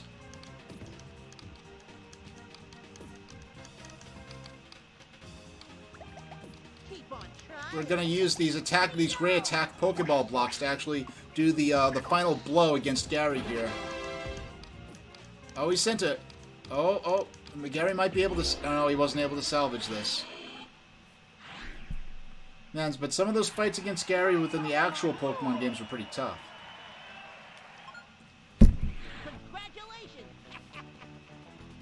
Well, you were just lucky. Next time I won't go so easy on you. Yeah, I'm actually going to do the voice for Gary. Let's go. Hi, Ash. It's good to see you again. Looks like I will be your first official battle. I hold the Boulder Badge. If you defeat me, then I will give it to you. Have you heard anything about the Puzzle Master? I hear no one has ever defeated him. Oh well, are you ready? Let's go. Let's do Squirtle this time.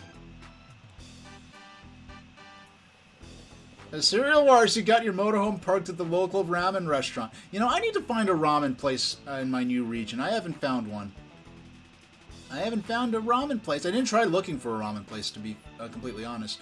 The only ramen restaurant I've ever gone to, and mind you, I do like my instant ramen, you know, more than I should, even though I know it's trash in edible form. But yeah, it's like, for struggle food, instant ramen is a lot tastier than it should be. But anyway, yeah, for proper, true ramen, the first and only ramen restaurant I've ever gone to is Dojo on West 4th and Mercer in Manhattan. I've been eating there since I was literally a baby, since I was at least a very small toddler. I've been eating there ever since. I love their ramen. I love their hijiki tofu, which they serve as, like, they have a burger version of it, and they also have a steak version of it, the hijiki tofu dinner, where they serve it with the Japanese barbecue sauce and a little salad. And the hijiki tofu, it's like tofu and seaweed. It's and it's kind of like sort of in a little brain-shaped loaf that they serve to you. And the way they cook it, it has a kind of breading to it. Oh no, it's still there. And in fact, whenever I go to New York City, I make sure I drop by there and have a bowl of ramen or some hijiki tofu or some of the... Those are the only two things I've ever had there, actually. I'm sure they have other stuff that I don't... Oh, they also have, you know, vegetable tempura and stuff like that, but...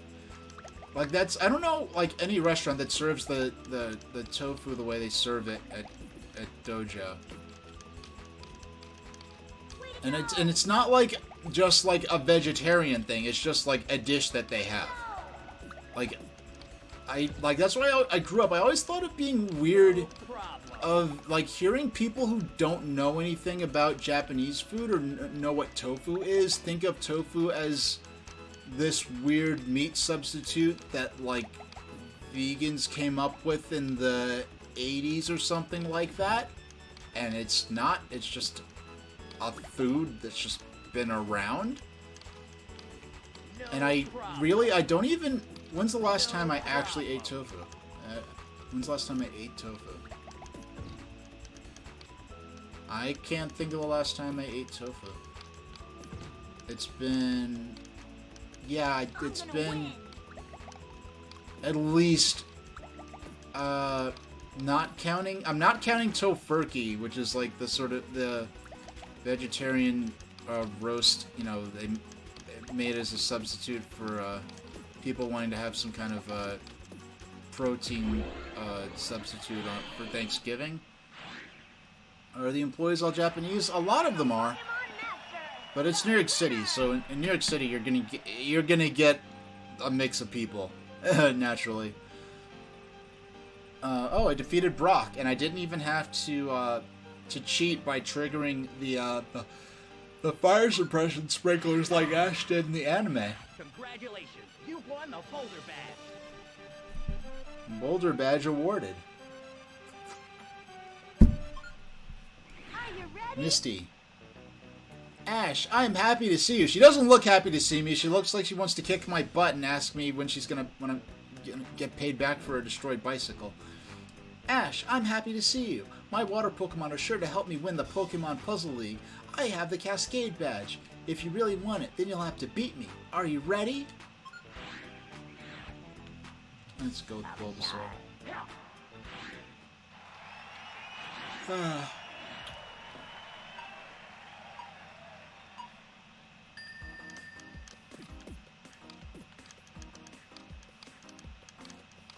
Yeah, nice. And I do say that the music sounds like web quality MIDIs, but I like this music.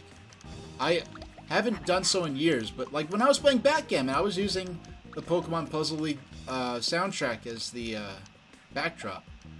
There's no way you're gonna let me beat you that quick. You're the third challenge of the campaign, Misty. Come on now. Misty, when I got to Misty and my very first 1998 on my original model Game Boy, Misty was one of... I had to restart a number of times when I got to Misty. She was a tough, and plus I did choose Charmander as my starter. So I did not have... I wasn't really seasoned enough in RPGs to be really conscious of the fact that, like, oh, I should be using different, raising different Pokemon with different types and such like. Oh, come on, you're not... Less than 2 minutes. She did not even last 2 minutes.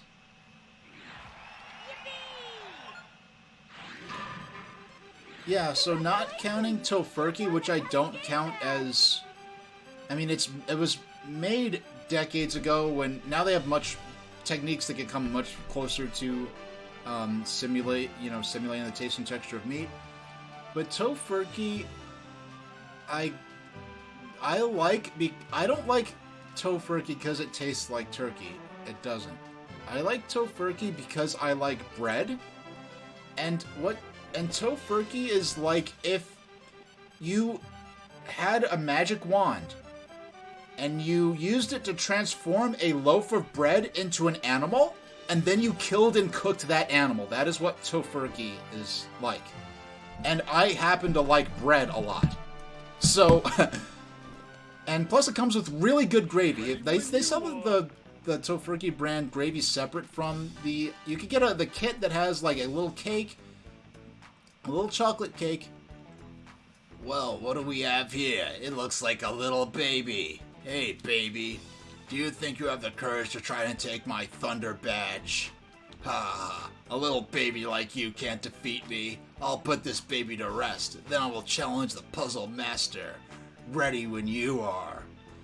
And just to give a sense of Maddie Blaustein's, the late great Maddie Blaustein's range.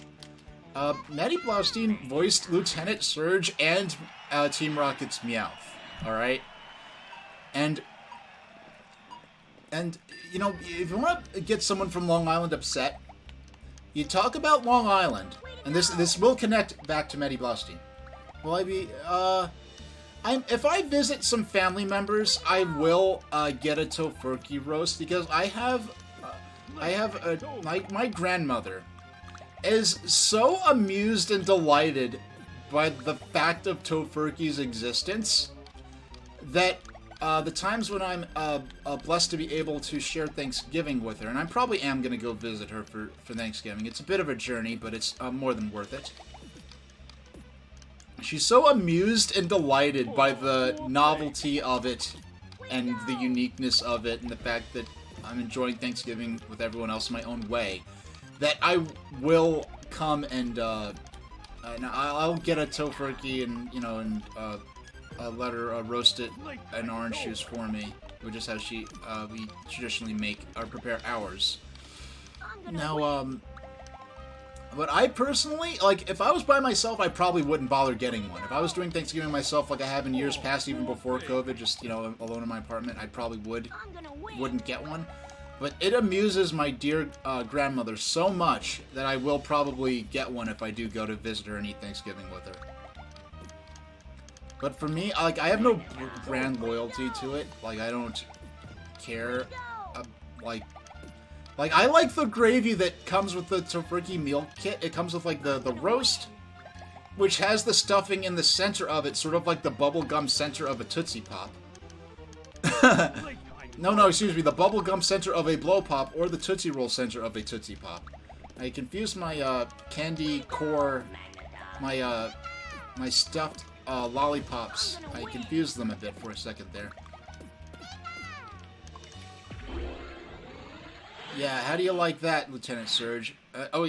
Yeah, who's a baby now, Surge? Oh, and by the once again, under 2 minutes. Now, oh yeah, that's what I was getting at with Long Island. If you want to get people from Long Island upset, you talk about Long Island as though it's one small place. It's not. It could, if they had just drawn a couple of lines differently back in colonial times, Long Island could have easily just been its own state.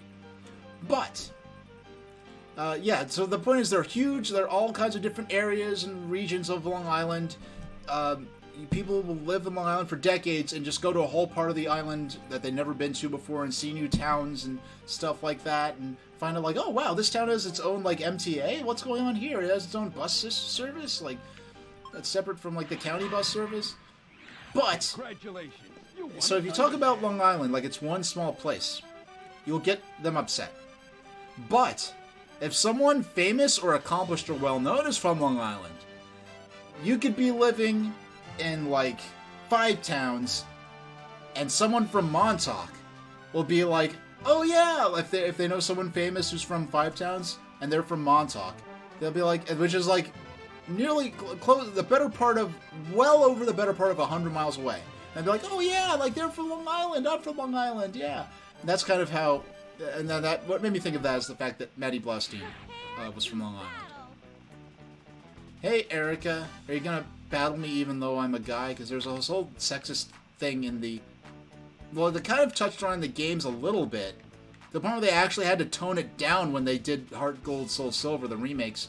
But in the show, I think there's this implication that creepy guys were trying to, like, because there are a lot of attractive female trainers in the gym, there are a lot of creepy guys that were maybe visiting the gym for the wrong reasons, so they made it the gym girls only, so Ash had to dress up as a girl to challenge Erica. But that's like, I mean, the Pokemon League is like, you can't, like, all trainers, regardless of their gender, should have the right to challenge the gym and get a badge, because you need that badge to participate in the Pokemon League. So it's one of those things that's kind of like, yeah, just hand wave it. If you desire the Rainbow Badge, you must prove your skill to me. Prepare to battle.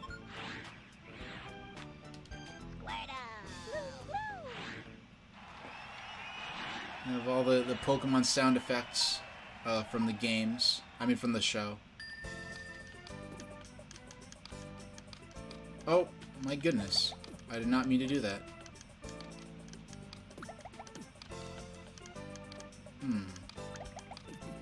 Bam. There we go.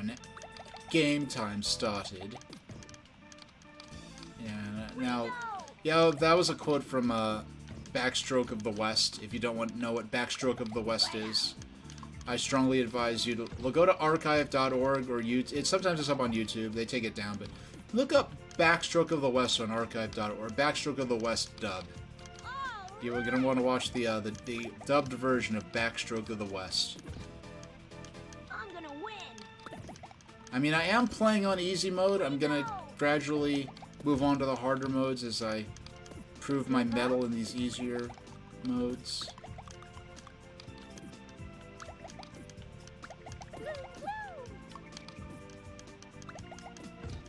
Ah. So you do have some fight in you, Erica. But now it's time to, I'm gonna win. Yeah, I got 2.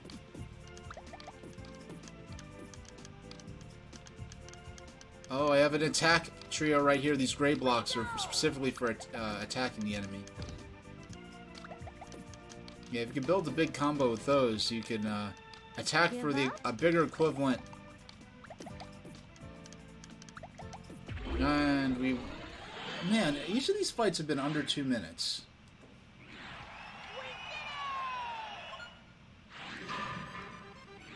Congratulations! You've won the Rainbow Badge! Rainbow Badge. And she's a grass-type trainer. Shouldn't it be the Leaf Badge? Greetings, young warrior. I am Koga, the Pokemon Sensei who holds the Soul Badge. If you wish to best me, it will take great patience and agility. And I have not watched the episode... No, I have watched the episode where Ash battles Koga. I watched it once in the 90s. I watched it again in 2006 or 7. 2006 or 7, I watched the entirety of Pokemon Indigo League and a part of Pokemon Orange League. In fact, I have the DVD sets just sitting there. Okay. If you wish to best me, it will take great patience and agility. Do you choose to battle me? Actually, let me just go ahead.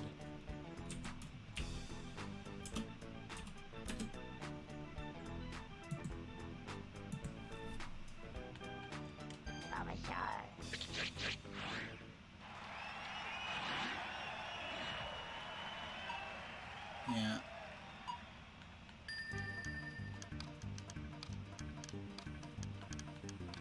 I'm sitting here weighing my options. We're going to build that. There we go. Nice. Start off nice and strong. Oh, I could have saved. Oh, we're gonna get a lot of. Okay. Boom. There we go. You have to clear the garbage blocks. What you need to do is touch. You have to clear. Make a match while having 3 or more blocks. You have to make a match while touching the garbage blocks, pretty much. The match has to be touching them at the moment it's cleared. Oh. I'm gonna win! Way to go! Oh no, I wasn't... Okay, I wasn't fast enough, but if I did what I was trying to do, it wouldn't have really worked anyway. Boom! Instant win. Like less than a minute in, he's done. Yeah, I like to start easy and then ratchet my way up. This is maybe a little too easy, but it's making for a good experience. You've won the Soul Badge. Play with me. Play with me. Yes, I remember how creepy Sabrina was, that little clone of herself she had. I can sense great ambition in you. I know this because I trained psychic Pokemon, which they weren't very many of at this point of the anime. I hold the Marsh Badge and predict that you will be defeated easily. Let us test my prediction and see if I am right, shall we? Alright.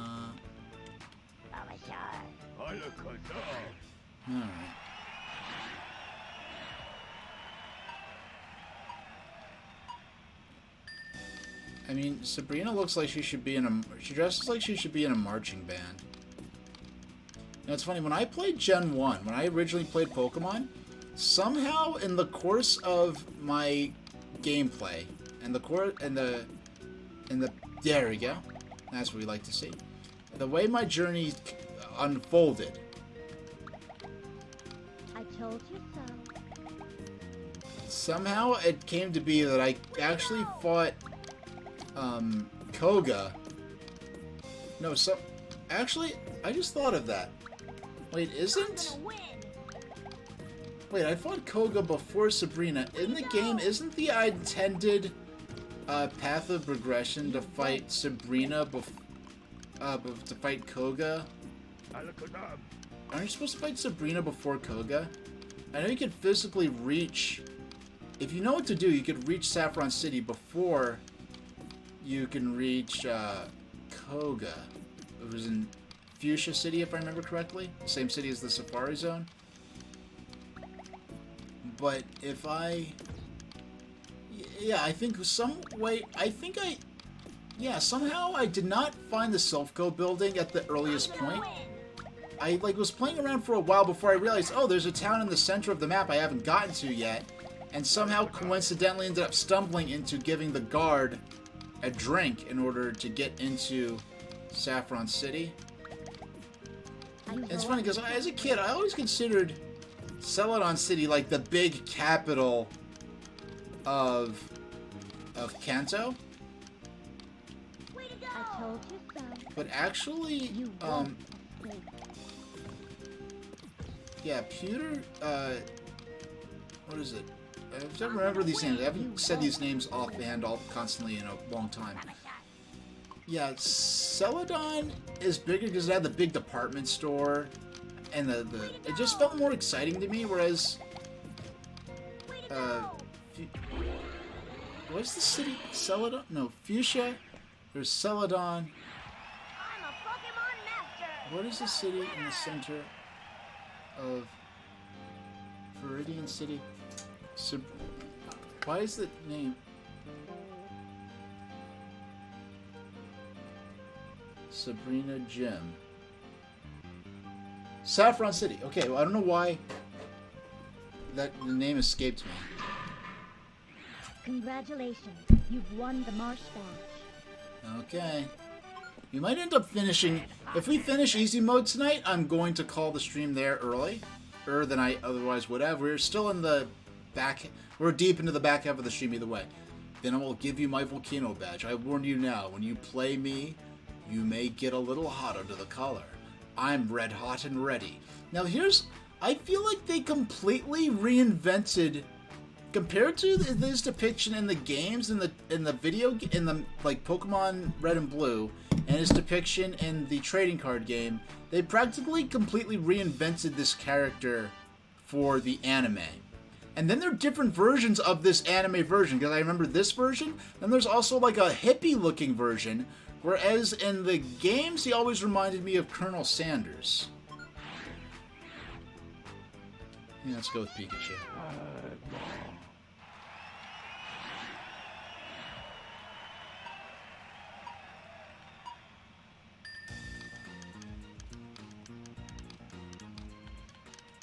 Boom. I have this weird thing. When I play these games, I tend to say boom whenever I make a combo or a match. Oh, so close.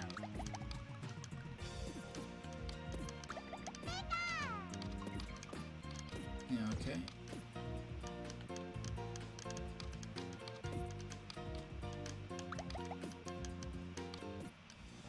Hold on.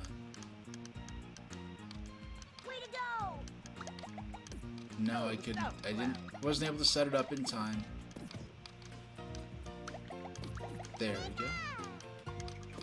Oh, not quite. I mean, it's really just a matter... I'm going to win. It's just a matter now of me winning as fabulously as possible.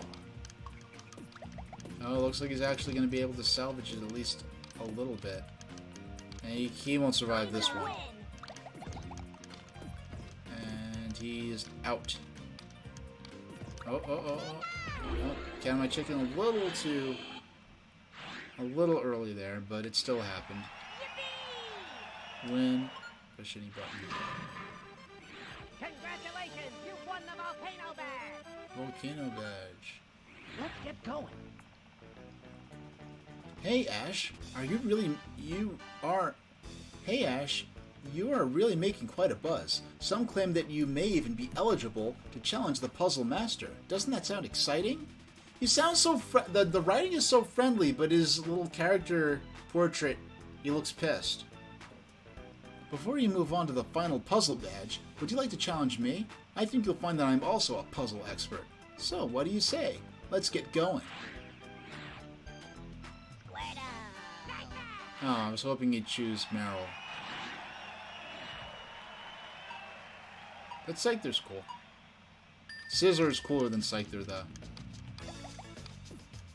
I'm just saying, because, like, Scizor is cooler than Scyther because pincers are cooler than blades. Hot take. Don't at me.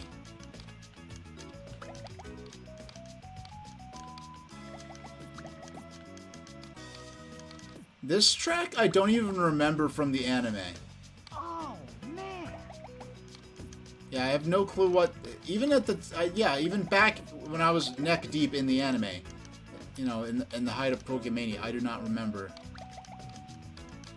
That's a cool little pink moth icon for the bug-type moves. Way to go! Oh, I could have played that a little bit smarter. I'm gonna win! Oh, Go, man. And another drop right there. I'm gonna win! Clear the garbage blocks. Oh, man. Wait, oh, okay, you're gonna make me move this all the way over. Oh no! Doggone. I had to move, all I had to do was move the yellow ones over. Now I can do it instead with the hearts. I like how the music speeds up even though I'm clearly winning. I mean, that would make more sense in like an actual two-player game, but in this scenario, this mode, where it's going to be clearly one human player versus the computer, it shouldn't really start getting hype, panicky music until the player is up high. That was a great match. You sure taught us a few things. I have to head back to the Mimic Mansion and brush up on my chains and combos. Looks like you're ready to go for the final badge. Good luck, Ash. Hold it right there. Do you actually think we would allow you to take on Giovanni, the great puzzle master? We must first see if you are worthy. Let's do it. I don't know if I was Jesse or James there. Okay, Jesse and James. Pikachu as a person. Oh, cool, and they chose the best Pokemon, Golbat. The best Pokemon of those three, for sure.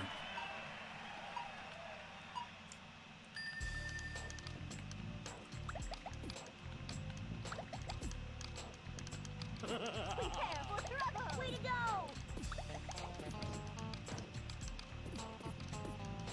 And boom. I'm feeling giddy. Yeah, I didn't even make a match, I still said boom.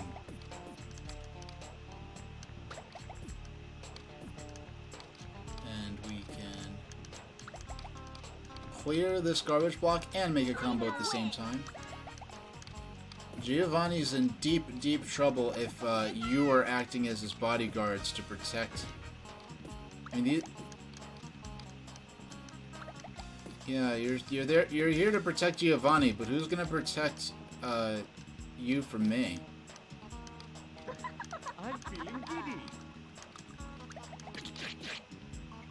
Yeah, these Jesse and James voice clips are actually dynamic and actually play based on what's going on within the match. Whereas the spa mode, the line clear mode tracks, it's just baked in, so to speak. Where it's just a permanent part of the audio file.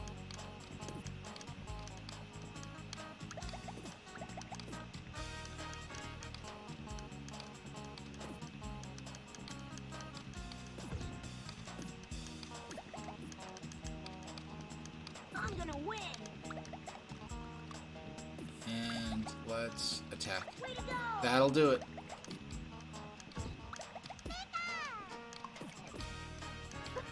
I'm feeling Oh, they cleared the garbage block. They left that heart just sitting there. They're gonna die. Oh no, they cleared it. They got it out. And just so you know, they were not confident in this computer's ability to play the 3D mode. Because you can only play the 3D mode single player. If you want to play you can't play the 3D mode against the computer. You can only play the 3D mode as a two-player game. Ugh, no way. Giovanni won't stand for this. You're in big trouble now. How good are you? I've been watching your progress in the Pokemon Puzzle League Championship. I'll make you a deal. If you join up now, if you give up now and join Team Rocket, then I won't have to crush you. No? I see. So be it. Allow me to show you the true meaning of Puzzle Master.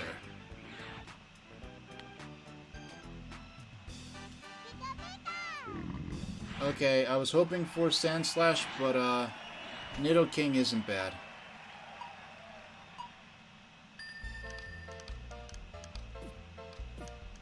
I don't know. This doesn't really seem like final. This guy, we're facing the puzzle master already, and this doesn't really seem like appropriate final boss music to me. Way to go!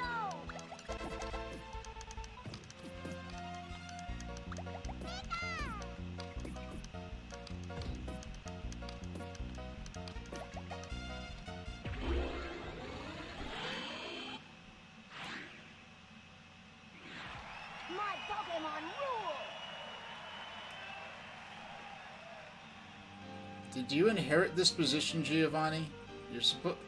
I mean, you're living with dual identities as the leader of an infamous international evil organization, and as well secretly also being the top gym leader of the Pokemon League in Kanto. And I just defeated you in under 30 seconds. Now, mind you, this is easy mode, but Earth Badge awarded. Congratulations! Try normal mode. What an adorable victory screen. Honestly, what an adorable victory screen. This looks like... This is so cute. Like, this looks like something I'd almost want to print up in my wall and frame like a certificate. It's very cute. Oh, we're back to this title screen. And that's... seems like a good place to call it. So, how about... hold on. Let's... yeah, so I just want to drop... yep, as you see there, my... next stream will be on Saturday. I'm going to order Pokemon. Well, I've already ordered Pokemon Violet.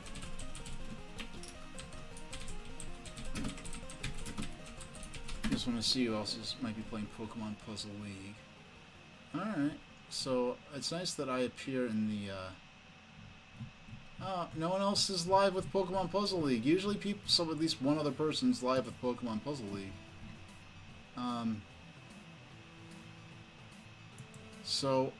Yeah, so what's going to happen is I'm going to